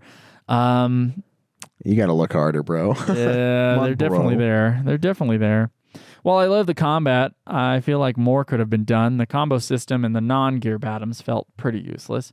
You only get AP buildup from not using all of your AP when doing a normal attack. For the majority of the game, I had the strongest death blows available, so it was pretty pointless not to utilize them. Maybe it's my fault for grinding to get the death blows maxed out, but I feel like the combo system should have been effective regardless. I think my biggest issue with the game is the random encounters when you're in the middle of jumping. Yeah. I actually enjoy the ability to jump, and for the majority of the game, its clunkiness didn't bother me. I think it's something unique about the game that helps set it apart from others, since no other past JRPG that I can think of had it. However, Babel Tower is an absolute bastard of an area. Right. I was able to predict the encounters better with this playthrough, but it was a nightmare for a younger me. I can only imagine the frustration you guys probably felt. Yeah, you can hear the PlayStation go like, a few seconds before. Yeah. That's the craziest thing, was that I was like, my PlayStation is making noise. Like, This game is so clunky in its programming. It's making my PlayStation work really hard. Yeah, and then now every time I hear that sound, my asshole just kind of like clenches. Like, stop moving. Yeah. Don't jump right now. It's a bad idea. Yeah. All right, now for the positives of the game. Even though I have an issue with the combo system, I think the combat is pretty interesting and enjoyable with a huge set of moves that each character can use. The elemental moves that you can learn once you get your limiters removed are pretty bitchin'. I rarely use the ether commands, but they definitely had pretty good value. The special options in gear combat were pretty interesting, even though it does feel like a lot of them are underpowered for the amount of fuel they consumed. There were some hilarious interactions with them when I fought on top of the Yggdrasil. How do you say that one? Yggdrasil? Yggdrasil, yeah. Just outside of Thames, or Thames. That's another one. And then use the depth charge skill on Dominia that had the Yggdrasil flying through the air to drop charges on itself. I was going to tell you, I was going to send you a voice message like, dude, I love fucking attacking the ship with the ship that I'm literally standing on. But I kept fucking up the voicemail, and I was like, fuck it. I just gave up. Or when the Yggdrasil becomes a Megazord in Dis 2, I just imagine everyone getting thrown all over the place and splatting against the walls during that battle. The music in this game is phenomenal. Uematsu is my favorite composer, but Yasunori Mitsuda is very close second, and he crafted such an amazing soundtrack. And then there's the story that really carries the game. The tone of it definitely is something that I hadn't seen before, with it diving into some pretty heavy stuff that I would have never expected from a game. There's such a diverse cast of protagonists and antagonists that they all have their own motivations and arcs in the story, and it really adds meat to this thing. It's just so damn good. Also, the humor is top notch. There's so many amusing things in this game that if you weren't laughing out loud at least once or twice, there's something wrong with you. I think the story is better than a lot of the mainline FF series and a lot of JRPGs out there. It's a unique experience, and I hope that it gets a well-deserved remake one day. This is an easy 9 out of 10 for me. Favorite moments of the game, when I'd say dropping a warship on me is cheating, take it back, and then throws it to Bart. It's one of the funniest scenes in the game for me. The captain of the Thames going on about, I am a man of the sea, and then getting Bart on it. Bart sinking the transport ship with Saitan and Faye on it, and then later shooting down the Goliath with this fancy Bart missile that he was so proud of. The whole scene of him being proud of himself is fantastic, and then the subsequent apology to Faye, Rico, and Ellie. Bart's whole speech about Fort Jasper and how he meant to shoot the laser. Bart, this is all Bart highlights from Epic Mediocrity. Bart, when they get surrounded, and Ave and Mason comes to the rescue, and the land crab. See you again, Shaktan. Till then, go get your head waxed. Also, Satan, Saitan, is an asshole. He let Ellie and Faye eat the food on Solaris before. This was what I was talking about earlier. Before showing them the Soylent system. I know he wanted to be more impactful, but goddamn, yeah, Saitan is like a manipulator, a giant manipulator. You find out through the game to like manipulate Faye into going to his destiny, I guess. Question: favorite character in Gear? Favorite character, probably Faye and Bart. Bart for solo combat because he did like a fuckload of damage with me for some reason. Gear, definitely Faye's Gear. Xenogear, the 10 minutes you get of it. I would say my favorite character. Favorite character? What about the robot you buy shit from in the last disc? He's pretty OG. Yeah, I would say Hammers probably. Your favorite character? Probably my favorite character in a certain way. Come on, bro. Like, he's the most entertaining to me. Favorite gear? Oh, fuck. Yeah, the Xenogear. That thing is fucking... That thing rips. Yeah, it's pretty good. Would you ever play this again? I would play a remake, but I don't think I'll ever play this again. It's just too goddamn long. Yeah, I don't know. Probably not. No trophies? No happening. Yeah. Which mainline FF titles would you put this above? We'll get to this in a second. Do you think this is better than the Kingdom Hearts series? I mean, one game versus an entire series. That's unfair. I think the story's better. Well, yeah. I mean, the story of Kingdom Hearts is fucking dumb. Story's better, but not the combat. In some of the Kingdom Hearts games, like Dream Drop Distance and Kingdom Hearts 3. Yeah. And Kingdom Hearts 2 combat, like there's depth. No chance. Dream Drop's depth of like leveling up and abilities and stuff way cooler than this game's. This game's could have been that cool. It's possible on the PS1.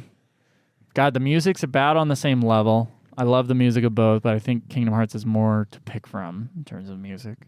Yeah. So no, I'm going to go in the aggregate. No, I don't think it's better than Kingdom Hearts, but it's definitely better than a lot of the Kingdom Hearts games. Yeah. So To rank it against the main line, though, we can't we're getting there. touch that. We're getting there. We got to rank it against the game that it was going to be. Are you fucking serious? Yeah. Oh, that's easy. Do we have any more? No, actually, that Okay. was the one. All right. I did have a comment from Baindrum, but it's not about this game. It's just an email he sent to us. Okay. Oh, is this about the Paradise? Yeah. Oh, okay. Well, do you want to read that at the end? We can read it now. Okay. Since we're here.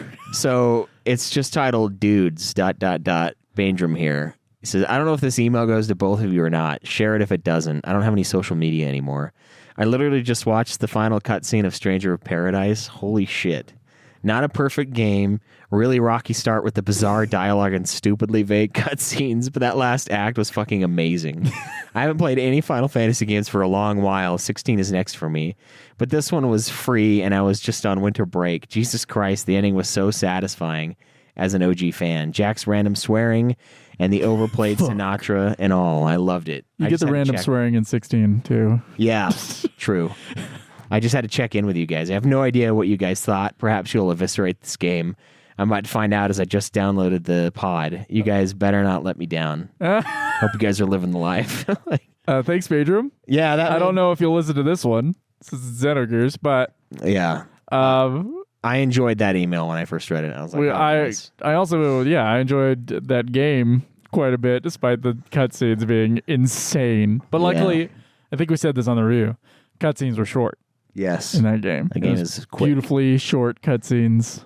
So even though they were like the most of the story was stupid and like insane, it was short. And then of course you get like the fist bump. Yeah. Get a good fist bump in there. There's some great things about the cutscene. And of course, the final cutscene's really cool. Anyway, that is a fun. That's a fun email. It's good to hear from you again, Badrum.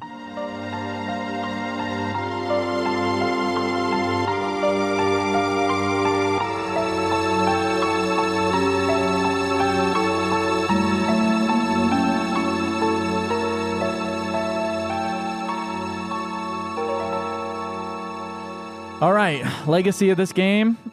I think we've gone over it quite a few times here, but yeah, unfinished game that could have been something even bigger and grander in a lot of people's eyes. Obviously, we just listened to two people in a row who's clearly this is their favorite game story. Definitely an ambitious project. A lot of people wondering, Square Enix basically hasn't. I guess the president of Square at some point said that there was going to be a sequel to Xenogears, and after Final Fantasy: The Spirits Within failed, they decided never to touch Xenogears again, at least for the time being. And I guess they just didn't have the money for it. That would have been one of their projects that they just scrapped. Before it even started development. And Square, I guess they referenced Xenogears in World of Final Fantasy, and a lot of fans were like, "Oh, is Square Enix gonna revitalize the series?" And it's been a few years, and we haven't heard anything. Radio silence. The game's not on the new systems. Yeah, gotta go with probably no. Probably no for now. Yeah. Though we've been wrong. Like they redid Chrono Cross finally, or remastered Chrono Cross and put that out on the new systems. Yeah. So, I mean, they have a habit of redoing things right after we review them. Yeah. So pretty much when they see this episode has dropped. yeah, they'll be like, They'll the know. culture wants it. Yeah. The people. It got good reviews at the time. It got a lot of awards for like best in its category, best RPG game or best JRPG from a few publications. Now, I mean, where do you think the legacy is? Did I pretty much cover it? Yeah, I mean, it's a beloved game that's definitely flawed. I think everybody acknowledges that.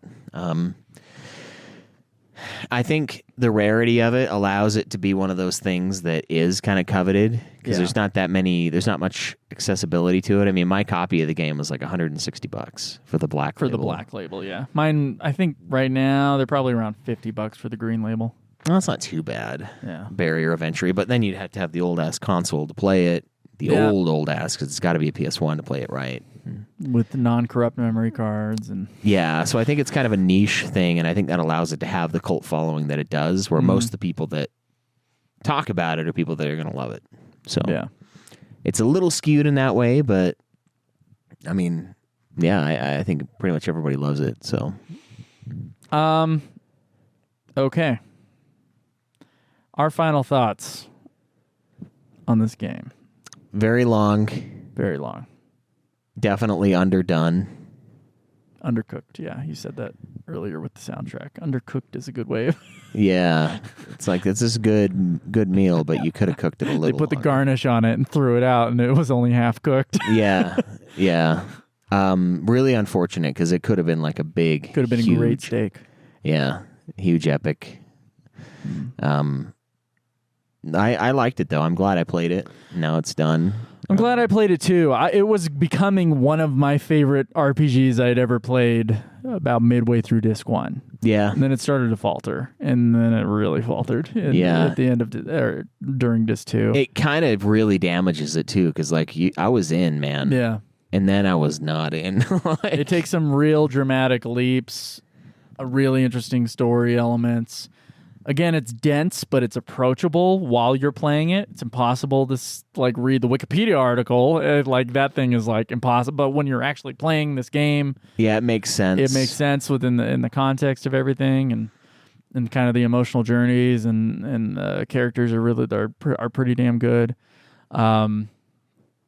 It definitely there could have been more elements that could have made it better. The game could have been smoother, less buggy and clunky and a whole bunch of things. Some of it's it was an early PS1 game, but then some of the things are they also rushed the game. So it's hard to tell what is to blame for the flawedness of it. But the thing is, everybody, including us, are kind of looking at this game as this game could have been this. Yeah. That's the lens you're seeing the review through, because so much of it is so good. Yeah. That then when it gets bad, it's really bad. It hurts, yeah. Yeah. Could have been perfect, but could have been one of the greats. And maybe it still is. What Shinru was saying was it's a 7 out of 10 with an asterisk. This could have been something really spectacular if it didn't trip and fall. I literally thought I was this is better than half of the Final Fantasy games. Before, midway through Disc 1, I was this is going for it. This is killing it. This is one of the great games of all time. Man, I hope I'm one of those people who likes Disc 2. That's what I was just telling myself. And then I got to it, I'm no, I'm not. I'm not. People who can stand the Wikipedia article and total switcheroo in terms of its point of view in the storytelling structure of the second disc. Good on ya. More power to you. More power to you. Epic mediocrity and Greg Troyan. And I know there's thousands of you out there. I wish that I could say the same. I don't say that, to me it really did. It did really. The Disc 2 it's a bummer. It's a bummer that it is what it is. Yeah, I was actually bummed. When I got to it, I was oh. Yeah, when you get to that first inclination of stank, kind of 3/4 of the way through Disc 1, and there's just a storybook thing skipping over some story, you're oh. Yeah. What? It's did somebody just shit their pants? And then it kind of goes away for a little while, and then it comes back again. And you're I think someone shit their pants. I can see it on the ground. Someone's trailing that way. It's disgusting. So yeah, it's a bummer. And it could have actually. The thought would be would this have been a good Final Fantasy if someone else would have been in charge of directing it? Probably not the inexperienced dude. It might have been a really fucking good Final Fantasy if they would have done it. It might have been a really good fucking Final Fantasy because they would have finished it. Mm-hmm. For sure. It would have been 4 discs long. Yeah. Yeah. Fuck it. Yeah, that could have been awesome, man. Could have been a great one. It'd be like, the Final Fantasy with the mechs? Yeah. Because fuck it, man. Where it becomes a Gundam game for a little while. You remember that Final Fantasy? Yeah. But yeah, it's not FF7, unfortunately. No, it's definitely under 7. It's definitely under 7 now. Is it better than 8? Is it better than 9? I don't think it's better than 9. I think there's a lot of it that's better than 8, but I think 8 is more complete.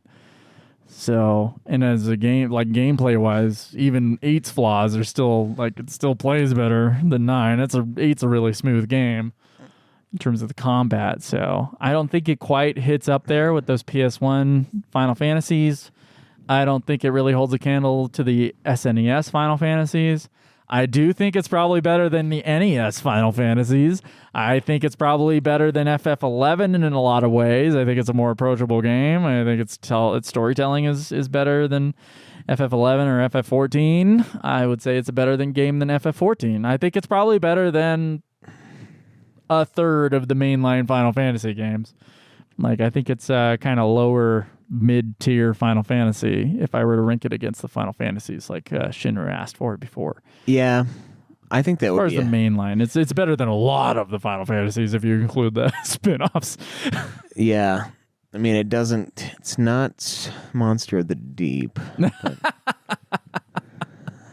Something about having to catch that can. I mean, I would put 15 and 16 above this game, but... I don't know. There's parts of it that are better than those. Yeah. That would be a tough one. Xenogears has parts of course, you rank them lower than I do. The Xenogears has things about it that are better than so many of them. But then, as a whole, it drops the ball. Yeah, it's too bad, too, because like it really is awesome for like a good amount of time. Yeah. Like fucking awesome. So yeah, that is our, wow, so many years leading up to this review. Yeah. Long-awaited review of Xenogears. Guys, we are going to have another long-awaited review coming up next. Might be in not too long of a time, might be in a few months. I will try to do what I can in terms of playing the game. Final Fantasy VII Rebirth. Now, for those of you who play Final Fantasy VII Rebirth, you can send us reviews and questions at fffanatics123@gmail.com. That is fffanatics123@gmail.com. I don't think you should put reviews in the Discord channel for that game. I think some people are going to get mad for spoilers, and some people are trying to platinum the game and maybe not go through the whole story. And we're going to figure out how, like, Zach's connection with the rest of the game. Hopefully some of that is revealed throughout Rebirth. Yeah. Don't know yet. I'm only in Chapter 2 and 10 hours in. Yeah, I'm doing everything in it. I'm in Chapter 3 now. Chapter 3. And so are you, right? So far, I've been doing everything in it. Other people say that everything gets to be a big pain in the ass later on. I've seen that chatting in the Discord. So we might both run into it. Might be like the FF16 thing where we're like, oh, I'm gonna do everything, and then I'm like, I don't want to play the game again in hard mode. Yeah. Or do this like one thing that's a big pain in the ass in FF16, and so then I give up on it. That was a big pain in the ass. One of the battle dealios. One of the hunts? No, it's not a hunt. There's another thing where those fucking yeah, those fucking things. Yeah, I didn't do those. Fuck that. Yeah. That's brutal. Those fucking things I can't remember the name of, but yeah, they're like the God of War. You like go up and touch it and then it's like fight time. Yeah. Yeah, those are brutal. Those are assholes. And that's when I was like, I'm not gonna platinum 16. Yeah. I was doing I came close. I did almost everything in the game, but yeah, those are the only thing I didn't do. Yeah. And replaying it. I don't think you replayed it, did you? No, I didn't. But I mean, as far as like actually experiencing the game. Gotcha. That was it. So, I mean, it's possible that happens with Rebirth. We both platinumed Remake. The Remake was a giant Yeah, that was 80-something hours. But that was like right at the beginning of COVID. So, it was I got time. Yeah. Good timing on that game, huh? Yeah, no shit. Not quite the same with this one. Anyway, your reviews at fffanatics123@gmail.com. That is fffanatics123@gmail.com. If you want to support us on Patreon, we'd really appreciate it. Helps keep the show on iTunes because it pays for our Libsyn account. And basically every $5 that you pledge for every month that you do it basically pays for another month of the show. So Yeah. the link will be in the description of this episode. You can subscribe to us wherever you get your podcasts, including YouTube. And every once in a while, guys, you keep your notifications on for twitch.tv/Ultimate Final Fantasy. You will see us do the episodes in Caleb's very, very unfinished basement with the toy car sitting behind us. That's right, yeah. Behind the scenes, Joe will get in the car and we'll scoot around the floor. So. That's not going to happen. Maybe Stay on the tuned. last episode. Yeah. But we only have a couple games left before we're technically done with the Final Fantasy related games, because Bravely Default was going to be a sequel to Final Fantasy IV Heroes of Light. So yeah, after FF7 Rebirth, then we got that. Yep. That'll be fun. So we'll talk to you guys then. Until then, enjoy the